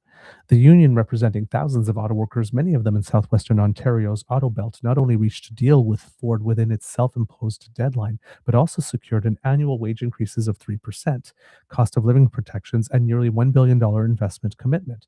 A big win, industry watchers say, given the existential threat U.S. tariffs pose to the Canadian auto sector. Quote, there's a reason that Ford went first, and that reason was validated, said Jim Stanford, economist and director of Center for Future Work. Quote, and the key reason was Ford has been clear in its continuing commitment. Let's try that again. And that key reason was Ford has been clear in its continuing commitment to Canadian investment and Canadian production despite U.S. President Donald Trump's tariffs. Under Unifor's pattern bargaining system, the agreement with Ford will then establish a framework for subsequent talks with General Motors and Stellantis NV. The next round of bargaining is scheduled to begin August 10th with General Motors Company. The union has already said it will seek similar agreements with the other two companies. Quote, the message is that we're here to support our workers, but at the same time, we're looking for investment, and there better be investment on that table. Unifor Ford Master. Sorry, let's try that again. Unifor Ford. No, it's not Uniford. Let's try that one more time. Unifor Ford Master Bargaining Chair John Dagnolo said after workers ratified the Ford deal earlier this month. Quote, no different than Ford, both GM and Stellantis have to understand that Canadians buy these vehicles and they should be supporting us at the same time. But while GM may be able to live with the core elements of the agreement, future investments may be a different proposition, Stanford said. Quote, unlike Ford, General Motors has already walked away from a couple of its commitments in Canada, he said. Last fall, for example, GM announced it was ending production of its slow-selling Bright Drop electric delivery van, leaving its Cami assembly plant in Ingersoll idle, and the future of more than 1,000 workers in limbo. Earlier this year, the company also cut a shift at its Oshawa assembly plant where Chevrolet Silverado light and heavy-duty pickup trucks are produced, affecting about 500 workers. Of the two plants, Cami faces the biggest hurdles to securing future investment, said Charlotte Yates, president of the Automotive Policy Research Group and former president of the University of Guelph. Not only has GM not announced a new product from the plant, but in fact, Cami was retooled to produce an electric vehicle, quote, makes it almost impossible to assemble a regular internal combustion engine vehicle, Yates said. Quote, quite frankly, I can't imagine GM is going to invest in Cami to produce a new project, he said. So I think anyone watching the industry would expect that negotiations with GM will be much more difficult than the ones with Ford, and that the union, if they can't get a new product, let's try that one more time. So I think anybody watching the industry would expect that negotiations with GM will be much more difficult than the ones with Ford, and that the union, if they can't get a new product for Cami, they are going to try to get it improved rights for those workers who are laid off, such as jobs in other GM facilities or longer-term commitment to those workers in terms of supplemental pay while they try and figure out what the future of that plant is. Michael Robinet, Vice President of Forecast Strategy at Mobility Global, a US-based automotive data and analytics company, echoed those concerns about Cami's future. He said He said GM faces greater facility challenges than Ford because of trade tensions between Canada and the United States and a broader decline in demand for EVs across North America. Quote, Ingersoll is going to be challenging, trying to find a solution that works not only for Unifor, but certainly for General Motors, Robinette said. Keeping an open mind to what the future could hold for Ingersoll is critical. Robinette said he still believes Canada, the United States, and Mexico will reach an agreement on the future of the trilateral free trade agreement, better known as... Sorry, let me try that one more time. I'm tripping over my tongue today. Robinette said he still believes Canada, the United States, and Mexico will reach an agreement on the future of the trilateral free trade agreement, better known in Canada as CUSMA, which entered a process of annual reviews earlier this month after the U.S. decided not to renew it. But the uncertainty created by the pact's non-renewal will hang over the negotiations.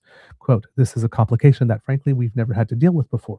We've had unencumbered free trade between the U.S., Canada, and Mexico since 1994 and between the U.S. and Canada since 1965, Robinette said. So this is all new territory for both the union and the company to negotiate. Robinette also said it will be challenging, at least in the short term, for GM to commit to production levels similar to those before the Trump tariffs, particularly if a new trade agreement with the U.S. includes changes to vehicle content requirements. Quote, I don't believe that GM is going to be pulling out of Canada anytime soon. I just don't believe that that's in the cards, he said. But I think there are still a lot of open issues, and both the company and the union are conscious of that, and they will try to keep as much flexibility as they can to react to whatever might come from the trade agreements. So, again, good information there. And on that front, there seems to be a bit of an opinion piece from Keith Nuthall on the strategy that is being used here. And this is from wardsauto.com. That's the name of the publication. And it says, Unifor is playing the long game in contract talks and wants automakers to do the same. The president of Canada's auto sector, Unifor, let's try that again. I had so much trouble with that one because, okay, Union, Unifor, Ford. I've been tripping over this all day. The president of Canada's auto sector union, Unifor, is optimistic the labor group will secure more wins amid contract talks with the Detroit 3 automakers, saying it remains important for all parties to play the long game amid industry turmoil. Speaking after union workers on July 19 ratified a 3-year new contract with Ford Motor Company, Lana Payne told Wards Auto she hoped the success bodes well as her attention turns to negotiations with GM and Stellantis. But with the auto industry in turmoil, she knows it's far from guaranteed. In an exclusive interview, Payne discussed the talks with Ford, what it means for union workers, and the roadmap it provides for the next set of negotiations. Here are some highlights from that conversation. Payne told Wards Auto she welcomed the fact that 74% of Unifor's Ford members voted to back the deal, a significant increase from the 54% who backed the 2023 agreement. The new agreement, which would last until September 2029, includes several significant provisions on pay and production investments. So we mentioned those earlier. And she says, quote, it's a comprehensive deal. If someone said we could 3 months ago achieve all of this, I wouldn't have foretold it, Payne said.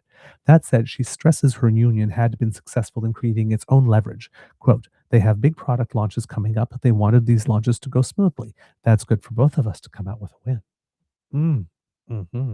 She stressed the experience of the Unifor negotiating team. They know Ford. We have decent relations with Ford. And while there were ups and downs as in any bargaining, Payne said she considered the deal, quote, a strong agreement for good times in the end. Quote, and we're not in good times or even normal times. Unifor is now preparing for talks with GM, hoping that automaker will forge a similar deal. However, both the union and automakers are negotiating on a shaky foundation as tariff and consumer demands shift, inject uncertainty into the equation. In turn, automakers have been actively reshaping their production footprint in Canada, at times backing out from previous commitments made to the government. Unifor acknowledged the uncertainty in the materials it distributed to members while pushing for a yes vote. Quote, the ground is shifting in a big way, and with North American trade talks held hostage by the White House, the future is as uncertain as ever, a bargaining report said. This is why we wasted little time getting to the bargaining table. Forecasts show an industrial crisis in this country potentially growing worse before getting better. Indeed, within a week of the Ford Unifor deal, the Trump administration threatened to impose an additional 50% tariffs on many Canadian products, although not on Canadian vehicles and parts. Quote, they are not a dream set of circumstances. I don't sugarcoat these circumstances with our members, and the tariffs make everything more difficult, Payne told Wards Auto. However, Payne said this collective pressure on the industry is part of what makes her optimistic GM and Stellantis will strike similar deals to Ford, with improved pay and investment commitments included. Quote, I remind the D3, that's the Detroit 3, there. So she says, I remind the D3, these are a moment in time. We as a union must play the long game, and they should too, Payne said. They need to be producing market share in Canada, and they do that by investing in the Canadian footprint. To illustrate the point, she pointed out Canadians buy around 2 million vehicles each year, saying we are an important part of their profit center. We are almost 100% of their total net profit, what they sell in Canada, actually. Payne also acknowledged the Detroit Three have a significant production footprint in Ontario and that some are currently idled. Ford is retooling the Oakville facility to make Super Duty pickups and renewed its commitment to that facility in the new contract. However, the future of General Motors' electrical vehicle plant in Ingersoll and Stellantis' assembly operation in Brampton remains unclear. Quote, they are important facilities to these companies. They are a footprint that gives a competitive advantage for Ford, Stellantis, and GM, said Payne. She hoped GM and Stellantis will use the pattern agreement to guide conversation on the technical and conditions part of the package, thereby creating more time to talk about issues such as idled plants, extended layoffs, and the impact of the trade war. She added that the union had been a central part of earlier discussions with Ford that led to its current retooling at Oakville, even after the company had in 2024 shifted from earlier plans to build electric SUVs at the plant. Payne said the Canadian federal government could help the automotive industry more by backing auto companies making vehicles in the country without necessarily imposing tariffs on exporters who do not. She expressed concern over Canada's agreement with China to import 49,000 electrical vehicles, saying it's a problem that vehicles are imported into North America, quote, by companies that don't have a footprint. She expressed concern over Okay, let me try that again. She expressed concern over Canada's agreement with China to import 49,000 EVs, saying it's a problem that vehicles are imported into North America, quote, by companies that don't have a footprint in our countries. Quote, let's stop making it hard for companies who build in North America who want to be here, she said, while proposing that companies making vehicles in Canada should, quote, get preferential treatment if they are investing billions of dollars and employing workers, over companies exporting products into the country at a marginal tariff without supporting local supply chains or operating assembly plants. So there you have it, kids and cubs. Two big labor wins, and it's nice to see on the automaker side, at least for one of the three, it happening without having to go to some labor unrest. All right. Let's take a look at my notes here, because I do have something else. Okay. So that is, I believe, everything with regard to the labor news. On the leadership front, as you know, kids and cubs, so this is basically an early because democracy is something that you do section for our show. Currently, there are no fewer than 4 leadership races going on in Canada at the provincial or at the federal level. That's a lot of action. And as we tell you over and over again, kits and cubs, party leadership races is where the real action is at. Small groups of people can determine a big part of their province's future by showing up at these conventions and choosing who it is that they want to represent their party.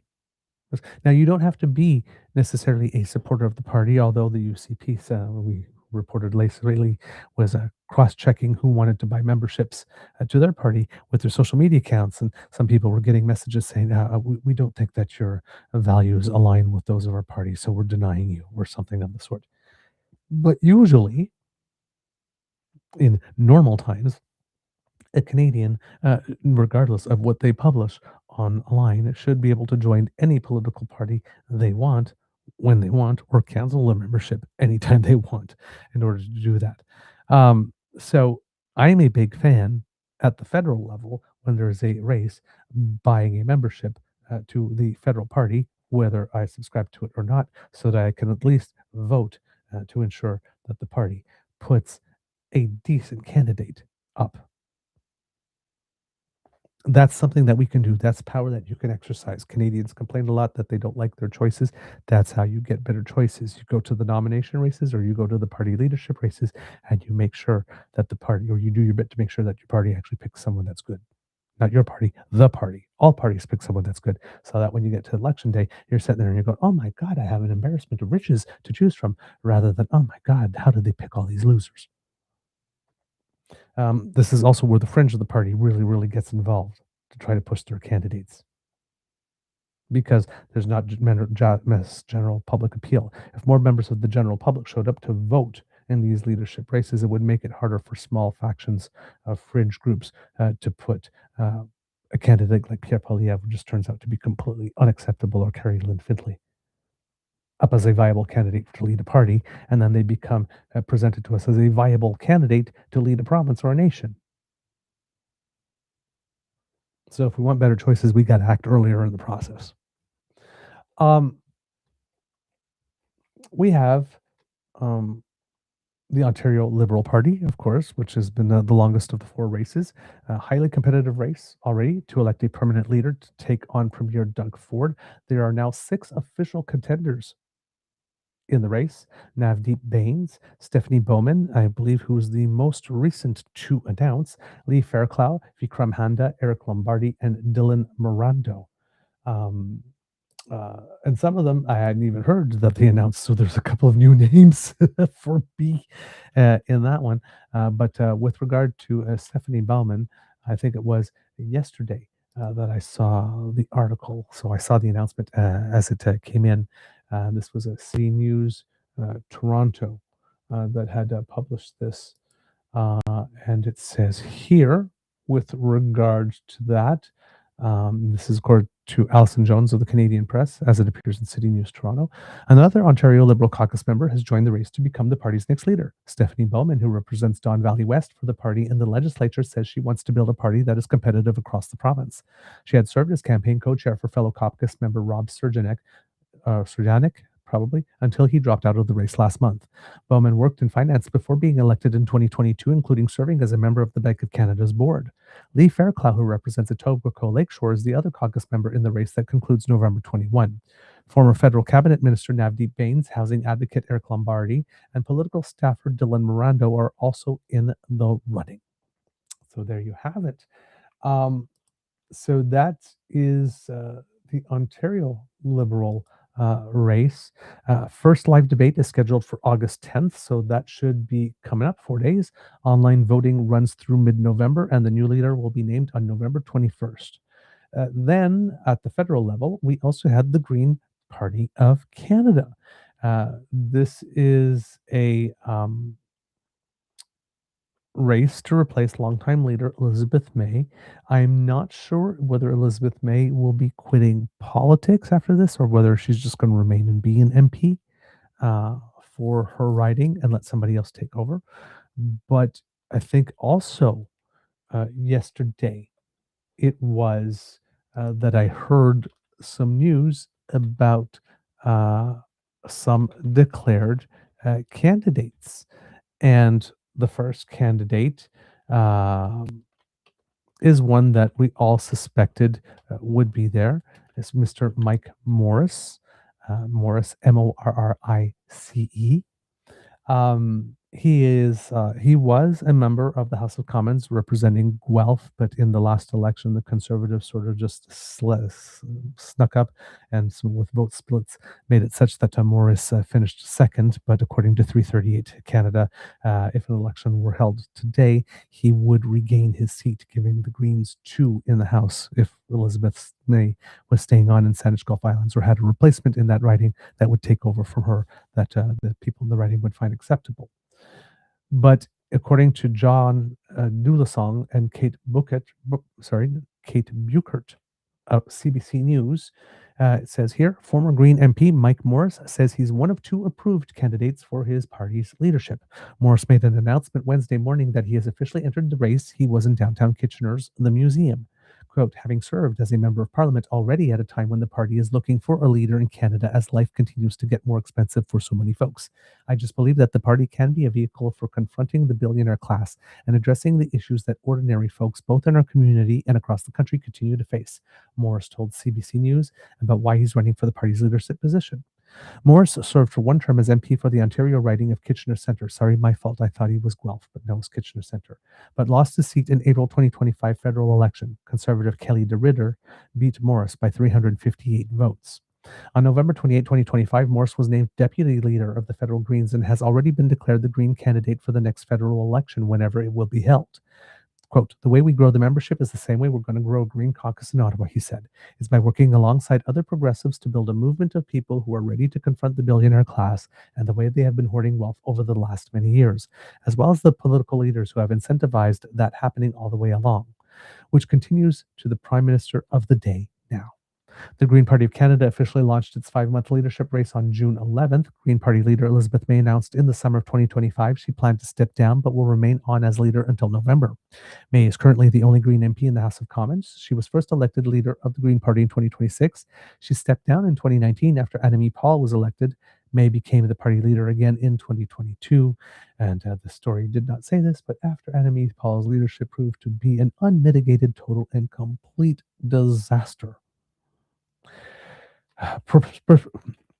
Prospective candidates had until July 17th to apply. Morris is going against the only other candidate in Neera Dukaran, a teacher who has been a candidate for the party in previous elections in the riding of Ottawa South. A press release ahead of the February 2025 Ontario election noted Dukaran was a provincial candidate in 2025 and has volunteered with the Ontario Green Party for more than 10 years, managing federal and provincial campaigns. Dukaran's candidate page in the Green Party of Canada's website writes that the leadership race comes, quote, at a defining moment in the party's history. Quote, electoral stagnation, centralized decision-making, and an increasingly unclear public identity have brought us to a crossroads. What we choose now will shape the next decade of federal Green politics, Dukaran's candidate page continued. It's a statement that Morris agrees with, saying that he, quote, shares a lot in common with his fellow Green candidate. Quote, we have common values, and that's what's most important, he said. Nina has run many times as a Green before, and she's the kind of person we need to ensure continues to run for the party going forward as well. I'm glad she's in the race. Voting for the next Green Party of Canada leader will take place from November 2nd to 30th, with results expected to be announced on November 14th. So there you have that. One that we've also recently mentioned, and that's in New Brunswick for the Progressive Conservative Party of New Brunswick. Members are actively voting by mail to find a permanent successor to former Premier Blaine Higgs. The candidates are Danielle Alain, who's a former local government minister, and Don Monahan, the finance critic. The party membership cutoff to be eligible to vote is August 14th. So if you are in New Brunswick and you want to vote in that leadership race, whether you are a progressive conservative or not, you need to apply to do so by August 14th. And the winner will be announced at the Fredericton Convention on October 7th, 2026. And I'm going to see if there's any additional news with regard to that, because last time we brought you some news,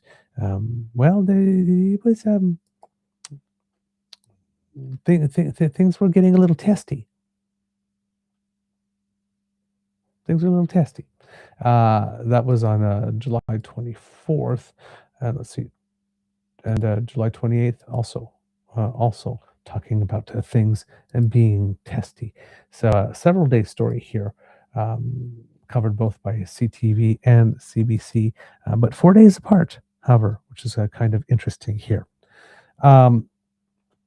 With regard to that race, according to the Canadian Press here, this is from February 8th, 2026. Wow. And there's a little bit of news about some of the people that registered, but probably not too much here. It says Don Monahan has officially entered the race for leader of the New Brunswick Progressive Conservatives, the MLA for let's try that again. The MLA for Arcadia, Butternut Valley, Maple Hills launched his leadership bid in Fredericton. The first-term MLA is now the second confirmed candidate in the race for Tory leader. Danielle Alain announced his candidacy in October. Alain had Alain had served as MLA for Moncton East from 2000 to 2020. I cannot read today. Let's try that again. Alain had served as MLA for Moncton East from 2020 to 2024 and was part of former Premier Blaine Higgs's cabinet in 2023 as Minister of Local Government.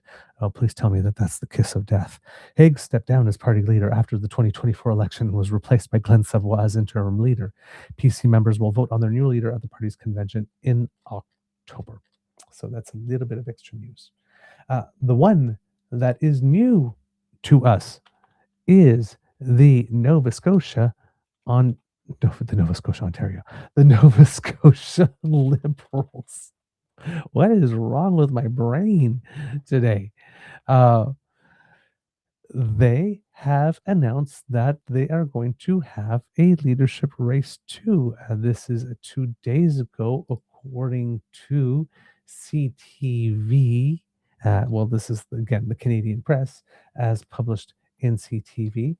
We have 2 candidates here, and they are featured rather prominently in a photograph. So let's put them up there for you, kits and cubs, so you can see who it is that we are talking about. We have these 2 people. You will see so far, from what we can tell, I'm not sure if more people will be joining the race, but we have 2 women. That would be pretty darn cool. We have Becky Druhan, who is on the left in that photo, and Amanda Montbourquet, who is on the right here. According to the Canadian press, Nova Scotia's Liberals will elect their first woman leader this fall, and while the 2 challengers say that's a good thing, they also say it's more about picking the right person for the job. Running for the leadership race are Becky Druhan, who represents Lunenburg West in the legislature, and Amanda Montbourquet, a municipal councillor in Cape Breton's Richmond County. They are both hoping to become the party's first permanent leader since the Liberals dropped from 14 seats to just 2 in the 2024 election. Montbourquet said the election of a woman leader would be a historic barrier-breaking moment for the party, but it's not her focus. Quote, "The foremost thing on my mind is the rebuild of the party," she said in an interview. "In my opinion, I have one job to do here, and it's really to focus on rebuilding the party and at the same time offer strong opposition in the legislature." The NDP was the first party in Nova Scotia to have been led by a woman, with Alexa McDonough taking the position in 1980 before going on to lead the federal party. Claudia Chender is the current provincial leader. The Progressive Conservatives installed Karen Casey as their interim leader and the first woman to head the party in 2009. She resigned the following year, just months before she crossed the floor to join the Liberals. Druin said she is grateful that a woman is in position to be the party's next leader, but she said Nova Scotians need the person who is best for the job. Quote, "Make no mistake, the key here is that we need the person who is best equipped, who has the experience, who has the skills, who has demonstrated themselves to be equipped not only to lead the party, but also to be prepared to govern," she said in an interview. Former Liberal Premier Stephen McNeil led the Liberals to back-to-back majority governments before stepping down in 2021. Under his successor Ian Rankin, the party dropped 10 seats to 17 as Progressive Conservative Premier Tim Houston won a majority government. Houston increased his majority in 2024, with the Liberals losing their role as official opposition, finishing the campaign with just 2 seats. Druhan, a lawyer and former Houston cabinet minister, left the Tories last year citing differences with the government's leadership. She sat as an independent before joining the Liberals in May.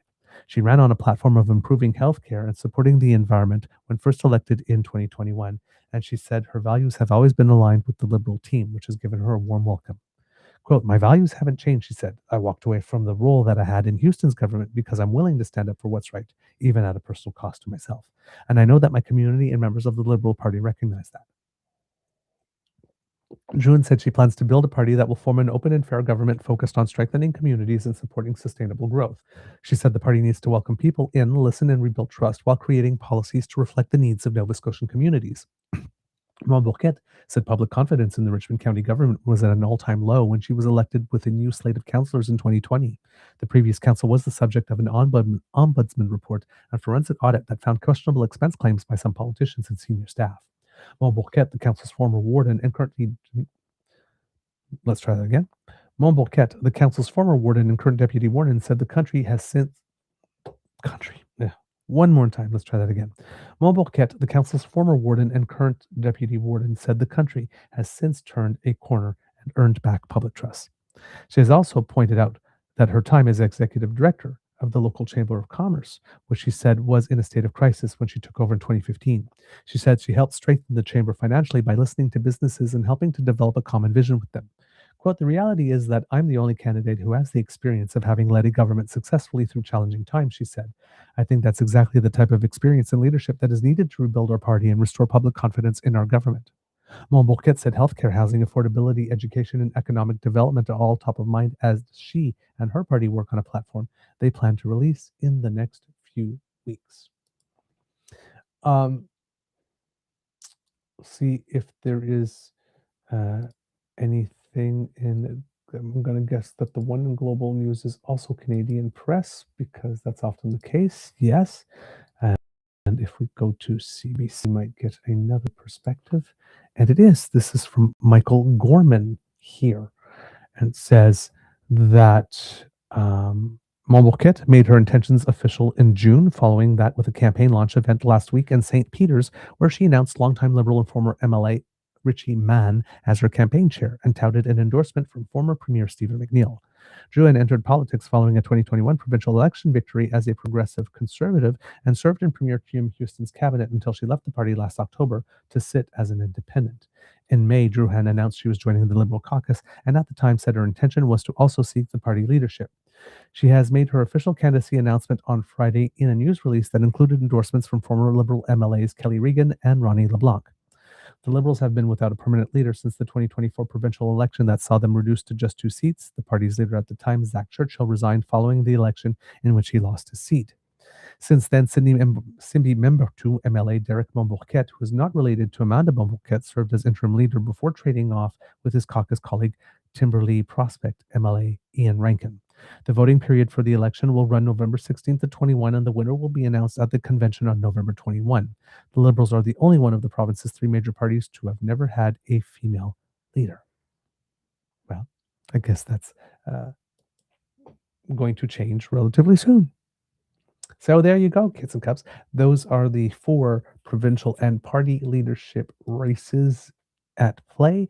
Again, get to know your candidates, if to get to know their platforms. If there's one that you like, maybe you want to go door knocking for them, stuff some envelopes, do some phone banking, any other type of thing that you can do to lend a hand. Maybe you want to work more on the democracy side of it and to call elections, the elections bodies in the provinces there. No, sorry. That's only that only works for by-elections. That's the next segment. I got ahead of myself there. And of course, you want to buy your memberships so that you can vote in the races. Now, as well as these leadership races, we also have some by-elections. Of course, we have the 3 major federal by-elections, the one in Capilano, North Vancouver, the one in Chicoutimi-La-Fiard, and the one in Beaches, East York.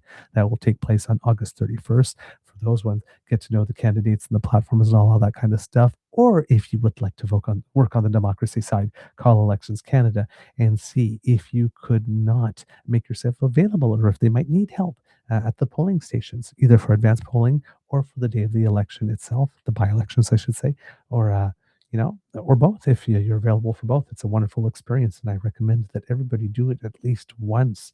It's just so wonderful to see people engaging in the democratic process, and you're sitting there going, and I helped. It's like shake and bake.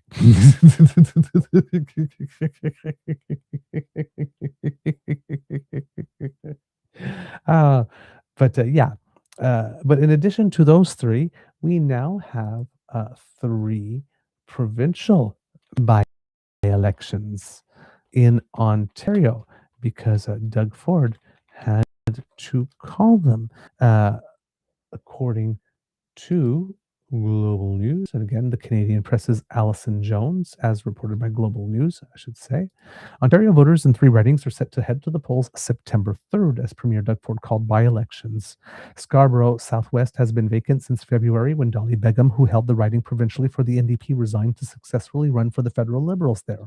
In the months after her resignation, the riding became somewhat of a flashpoint after former MP Nate Erskine-Smith failed to win the Ontario Liberal nomination and made accusations of impropriety in the race, which the party said were unsubstantiated. A by-election will also be held in York Simcoe, which was vacated in June with the resignation of Caroline Mulroney, who served as cabinet president of the Treasury Board. The resignation of another cabinet minister of sport, Neil Lumsden, has triggered a by-election in Hamilton East Stony Creek as well.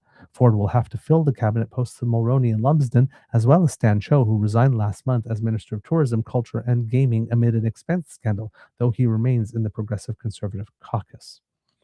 So there you go. By elections in Ontario. And we'll just take a little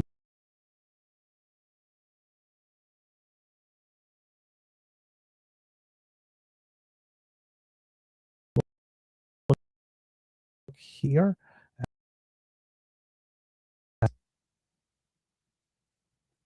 Be good little gremlins.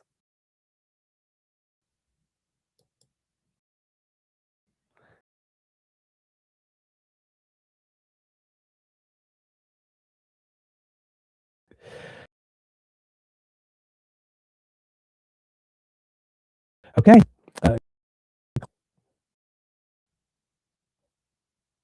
There is something going on. Your system has run out of application memory. How is that possible?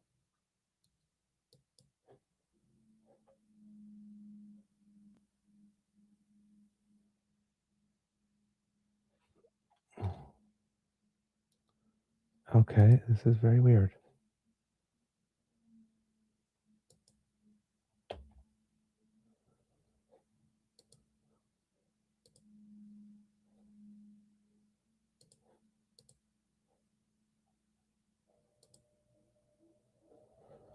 Hello?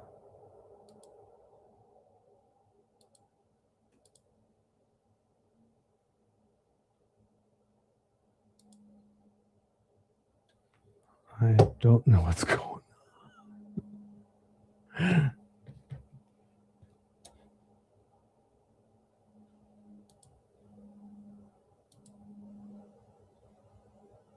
on. Not sure.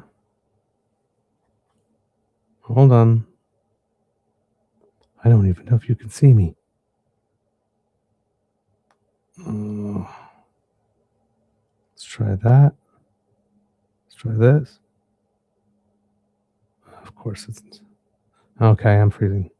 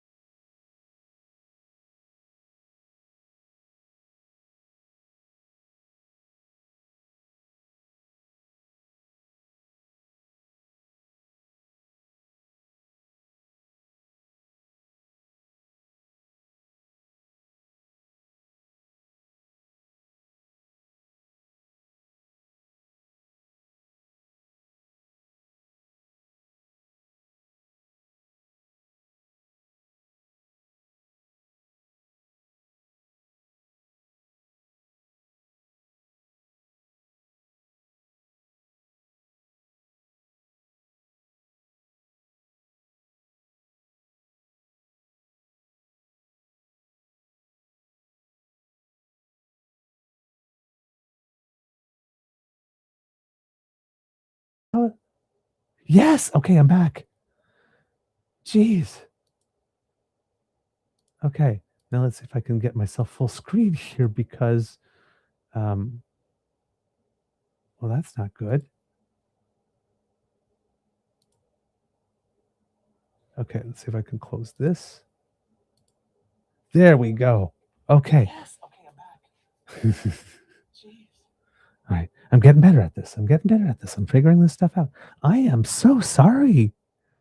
I have, like I said, when I tried to create the show today, as I clicked, just the whole show description just vanished from the screen and then started, and I had to do it all over again. And now I went to go get an article to read from you, and it's like computer. You ever watched Little Britain? Computer says no. That's pretty much what happened. It's like, I want to read this article to the kids. Computer says no.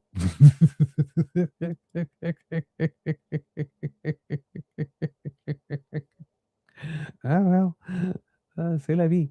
So I think I completed all the by-election and federal election news stuff. Leadership race stuff. I know I've completed the federal and provincial leadership race things. I think I completed the provincial by-election thing. Let me just go take a look one more time because I thought there was something from the Toronto Star as well that was in there. Let's see, Doug Ford by-election. There we go. Click that.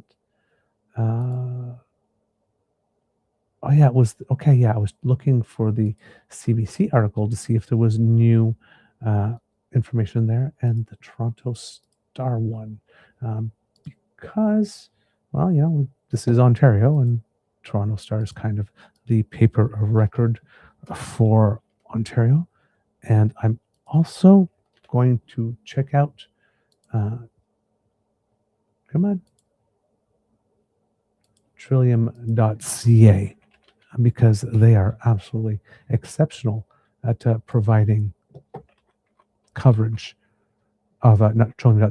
The Trillium.ca. Sorry, because they are very good at covering Ontario.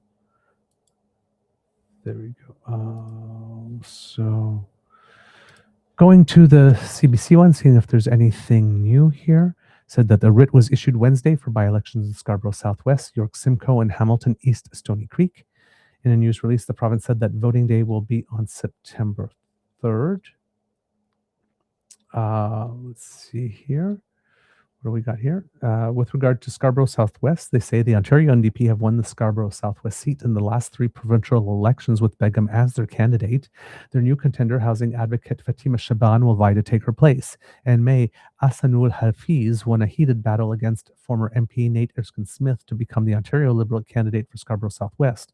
According to his campaign website, Hafiz operates dozens of Domino Pizza franchises across Ontario and is an advocate for youth sports. The Ontario Tories are putting Dr. Noor Tarun forward as their candidate for the riding. The family physician owns and operates multiple clinics in the GTA, according to a news release from the party. In Hamilton East Stony Creek, Neil Lumsden, MPP for Hamilton East Stony Creek and Ontario's Minister for Sport, announced in July that he will retire on August 4th, or that he has retired on August 4th now.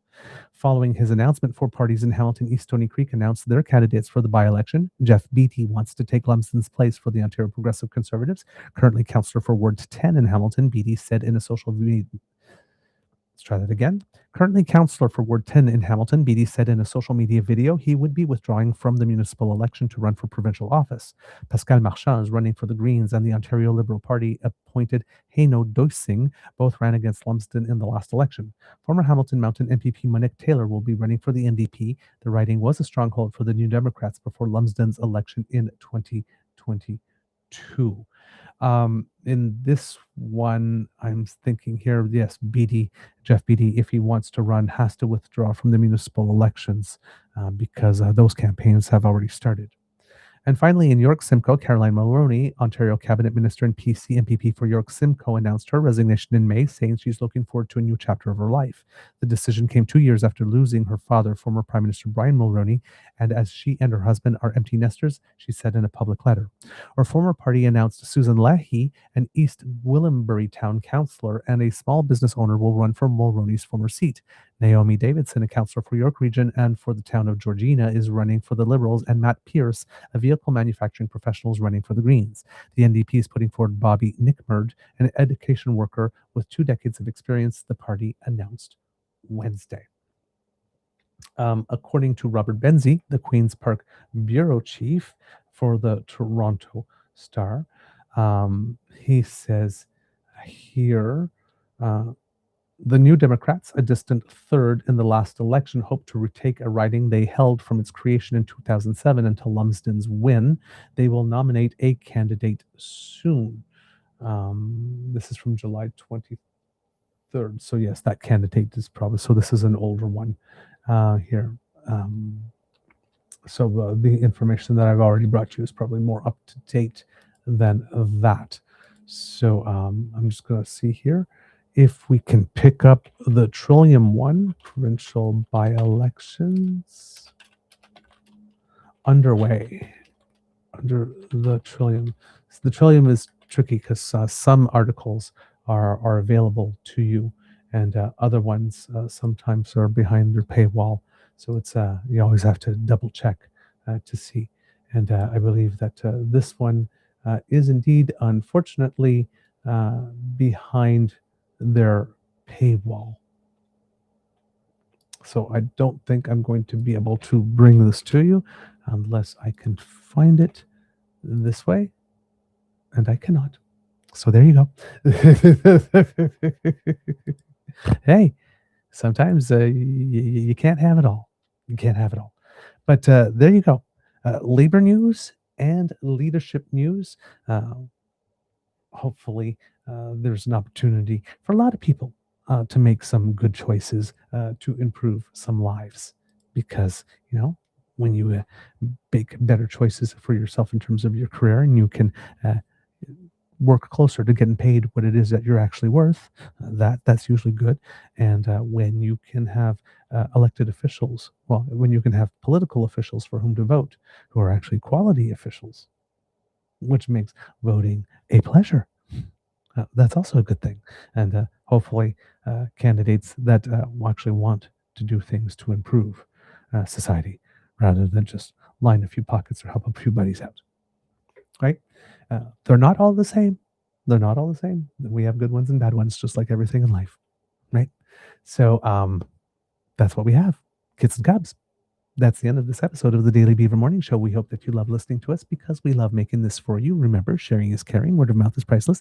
So please tell your peeps and poops all about us. We really appreciate it when you do, especially when you include a little word from yourself as to why it is that our content resonates with you. Because sometimes when you say it's worth reading and why it's worth reading or listening to, that encourages people who know you and respect your opinion to click on it too. And then they get a chance to discover us, and maybe they like what they hear, and they decide to stay around for a while. And we always enjoy that when that happens. So thank you for your help in that department. Now, if you would like to help us, kids and cubs, one of the things you can do is you can scan this QR code, which will bring you to our YouTube page if you're not already there. Please go there and click on our buttons like, share, and subscribe. And as Kit Lane says, if you smash now, you don't have to remember to smash before you leave. So we're all for anticipatory and premature smashing. I'm being cheeky. So if you would like to do that, please help us out that way. Please click also on the notification bell and click all so that you can find out when we have new content. I think that the throttling thing, I think we've managed to get past it and figure out how to get around, because the numbers are starting to come back to what we were having before. We've even had one episode, the one where we tore a strip off Ambassador Doucheface, hit the 1,000 mark, which is very rare for us. So maybe we've either figured out the new algorithm or the throttling has just stopped. But at least with Twitter, we seem, not Twitter, with YouTube, we seem to be back. So a thank you to everyone who stuck with us through that time where everything was in upheaval and being changed, and have found us again and have started listening again, because we were very, very frightened when that happened, that we had lost about 90% of our audience, and we had no idea when or if it was going to come back. So thank you for looking for us, and for spreading the content, for sharing the content, for giving us the high points, all of that stuff that helped people see us. If you can do more, all the better. But for what you've done so far, all my gratitude, because yeah, I was um, when that was hidden. Well, I came on the show and I talked about it, and I was feeling pretty low. So it's nice to know that it was a blip, and we've gotten through it. And if it happens again, well, I'll be better equipped, at least emotionally, to handle it. But yeah, that was not a fun experience. So thank you, everyone who helped with that here. Let's see what else we have. Yes. If you are not watching live, but you're watching within 7 days of the original broadcast, and you are watching on your phone or tablet, please swipe left. I think it is on the comment section, and you will have an opportunity to offer us some hype points. They are points that help smaller channels like us gain bigger audiences. And we thank you for your help in that area as well. Kits and Crubs, because democracy is something that you do. We had a whole bunch of it there. So I'm going to leave it at that for now. However, there is one extra thing that I've got for you, because our petitions, at least the House of Commons petitions, did run out. But there is another petition that has been issued, and I thought I had saved it for myself so that I could click on it really fast. But it involves, once again, Canada's favorite American, Ambassador Doucheface. Yes. It seems that people have gotten so fed up that they have now asked an actual petition to actually throw the bum out, as a Charlie Angus would call it. So ourcommons.ca petition E7531, initiated by Leanne Walker from Calgary, Alberta, forever Canadian. Petition to the House of Commons. Whereas U.S. Ambassador Pete Hoekstra has repeatedly made public statements undermining the Canada-U.S. diplomatic relations, including characterizing the 2025 Canadian federal election as, quote, anti-American. Whereas Ambassador Hoekstra, I'm misreading that. Whereas Ambassador Doucheface has normalized the Trump administration's threat to annex Canada as the 51st state, describing such rhetoric as, quote, a term of endearment. Whereas Ambassador Doucheface has accused Canada of interfering in U.S. domestic politics, while himself making repeated interventions in Canadian political discourse inconsistent with diplomatic protocol, like inviting Tamara Litch to a 4th of July party. She's convicted. He's literally cavorting with criminals. Okay. Usually not what I would do if I was a diplomat going to a foreign country, start cavorting with their local criminals. But hey, to each their own. Ambassador Doucheface has been linked to a Michigan-based voter identification app used by the Alberta Separatist Centurion Project while claiming no knowledge of its use. And the Alberta Prosperity Project met with U.S. State Department officials 3 times between April 2025 and January 2026, with Ambassador Doucheface claiming to no knowledge of those meetings, raising serious questions about U.S. diplomatic interference in Canadian unity. We, the undersigned residents of Canada, call upon the government of Canada to, 1, formally declare Pete Hoekstra persona non grata and request his removal as U.S. Ambassador to Canada. Persona non grata. Do, do, do, do, do. Get your ass out of town.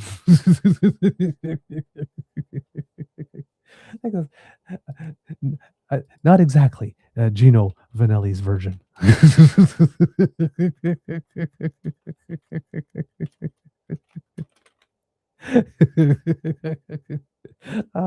Poor guy. What I'm doing to his music. But yeah, uh, Canadians not liking the ambassador much. And two, raised with the United States the pattern of conduct by Ambassador Doucheface inconsistent with the Vienna Convention on Diplomatic Relations. And three, directed Parliamentary Committee to review U.S. diplomatic interference in Canadian domestic affairs. If you believe that this is a signature that should be signed, and once again, the member of Parliament this went through is none other than Elizabeth May. Thank you, Liz. It opened for signature on July 21st, 2026 at 3:41 p.m. Eastern Time. And it has already accumulated 23,942 signatures. Maybe this is the petition that might gain a lot more signatures than any other I've ever seen. But there you go. Sign the petition. If anything, it's cathartic at least. Let it be on the record forever and ever and ever. Once this is read into the Parliament, the sheer number of Canadians who, for the first time ever, wanted the U.S. Ambassador of Canada to get his exceptional arse booted back across the border. A literal Yankee go home. Yeah, that's going to be in our historical records forever when that happens. So it would be really nice to see a 6-digit signature on that one. And I'm sure that if somebody wrote a news article on this, and like they did for the Stornoway one, and maybe several of them were written over the course of time between now and the time that the petition closes. This is the type of petition that could easily get 100,000 people because nobody likes Doucheface. So, Binface versus Doucheface. Yes. Let's start a fund and bring Count Binface to Canada. Like this, and we'll give him temporary or honorary Canadian citizenship status for a day or two, and we could have Binface escort Doucheface back home. I like it. Let's do it. All right.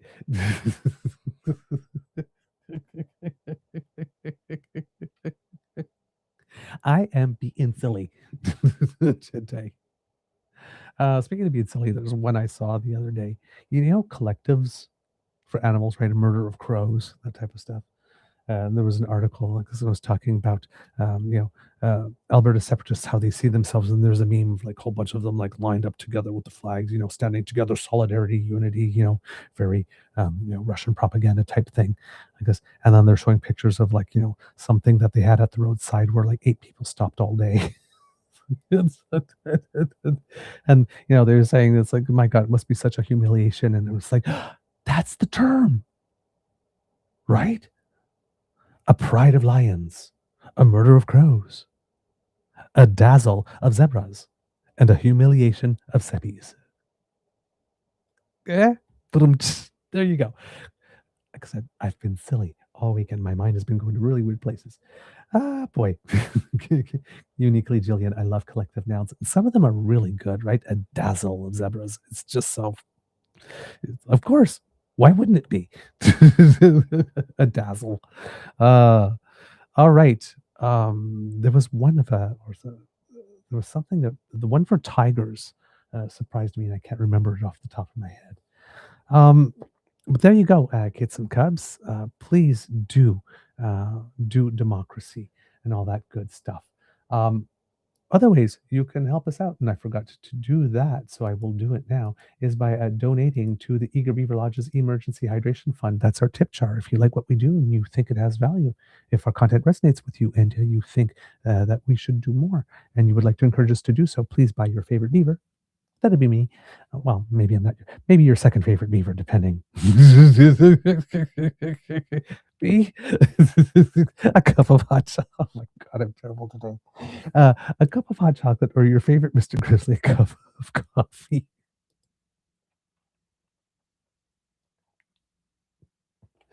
I'm not right. I'm not right. Uh,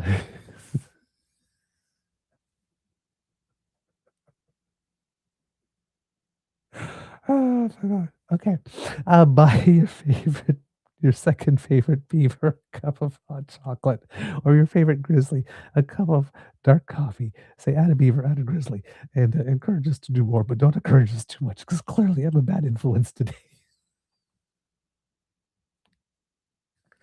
Oh my word. Okay, apparently it's a streak of tigers. There you go. Thank you. Um, and so there. Please, anyway, you know what to do. Just donate. Coffee, ko-fi.com/eagerbeaver, all in one word. And if you donate through there, we get about 95 to 97% of your donation. You can also donate via YouTube with super chats, stickers, and memberships. We get about 70% of your donation there. And of course, Kits and Cubs, if you're doing the Buy Canadian thing and avoiding the USCE Tech Bros, a direct bank transfer from your account to ours via our email address, truenortheagerbeaver@gmail.com, will ensure that we get 100% of your donation. The USCE Tech Bros will get none, nothing. You get nothing. And, you know, you get more beaver bang for your buck because we get 100% of your donation. It's a wonderful thing. Even the banks don't keep a cut. It's great. So thank you for all that you do to support us financially. And if you're not able to support us financially, as we always say, the gifts of your participation and attention are the ones that matter the most to us. Please use our email address just the same, truenortheagerbeaver@gmail.com, to write to us and let us know what you think about the show. Constructive critique, we take it. Compliments, we love them. So please send them to us. Guest suggestions for the interview project, we love receiving those. Please send them. Your good news, that makes us very happy and helps us get through some particularly rough days. So please send that. And of course, if you have any questions about politics or the way we do the show that you would like us to answer, we would be very, very, very happy to help you and to give you those answers and to try to do the research and provide them for you. So, Kids and Cubs, please do write. We love to hear from you. And if you want to reach us on our socials, at True Eager at the Blue Sky Beaver Lodge, also on the Jitter, True North Eager Beaver on Facebook, our original home. We have the Instagram, which Kit Uncover announced over the course of the weekend has hit 200, a newer venture for us. So, and she is the one taking care of that. So thank you for making that happen. We have the Damn Fam Discord, technically unofficial, but we've sanctioned it. So the official place to keep the conversation going with the best damn time of all of podcasting when we are not having a show. Kit Saucy, see what here is going. The Beaver Gods need your money. Yes. Throw another Borden into the volcano.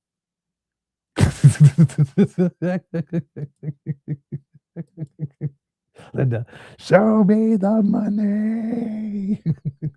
I won't yell it because Beaver Sweetie's trying to work. And then, of course, Kit Saucy, give me your money. For those of you of a certain vintage, when you remember house music, that little clip every now and then. Freeze, I'm my baker. Put your hands up and give me all your money. All right, I am totally going off the rails here. Okay, let's see. We've done the tipping stuff. Yes, we have. We've done the democracy, something that you do stuff. So words of wisdom. You know what? Allow yourself the luxury and the gift of just being silly. It's fun sometimes. It's fun often. So yeah, be silly. That's my words of wisdom. There you go. Connect with your inner 6-year-old. Have fun today. There you go. There you go. Right. Right, Kit Lane. We don't need no sticking rails. No. We are connecting with our inner 6-year-olds and we are feeling fine. All right. But of course, as we mentioned as well, with all the stuff with the leadership, right? Find your candidates, participate, get your memberships, do all that kind of stuff, and make your voices heard. And if there are by-elections, make sure to plan your vote, right? And talk to people around you about voting and make sure they get there and they go out. Because in these by-elections, particularly the federal ones, if we can get Chicoutimi, Le Fjord to flip away from the Conservatives, that might be the end of Pierre. And that's not a bad thing to vote for. Just saying. All right. Okay. Is that anything else we have? Democracy, something that you do. Words of wisdom. Yeah, I think we're all done. So get some cubs. Damn, fam. Could be a tough world out there. Please be kind to and gentle with yourself. And at the count of 3, oh my God, I've missed this. It's been so long. Can I have a little audience participation? And if you could throw a little extra in it today because it's been so long, can you say, Mr. Beaver, please cue the cock on 1, 2, 2.5. Gotcha. 3. Here you go. Oh, that is the good stuff. I like it. I like it. I want some more of it. Yeah. So here you go. A little cock-a-doodle-doo just for you.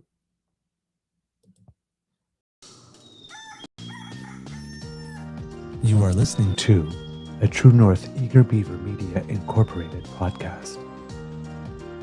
The True North Eager Beaver podcasts are proudly brought to you by our founding sponsors. The Misfit Mysteries from Corvid Moon Publishing, your source for science fiction, fantasy, and cozy mysteries featuring a broad diversity of characters. CanadianTarot.com, their uniquely Canadian online eclectic tarot community. And The Peppermaster, hot pepper sauces made from farm-fresh ingredients to thrill your taste buds and expand your mind. We are grateful to the Crier Media Network for its support, Pete Jarvis for our artwork, and Paul Joseph Something for our opening and closing sequence music.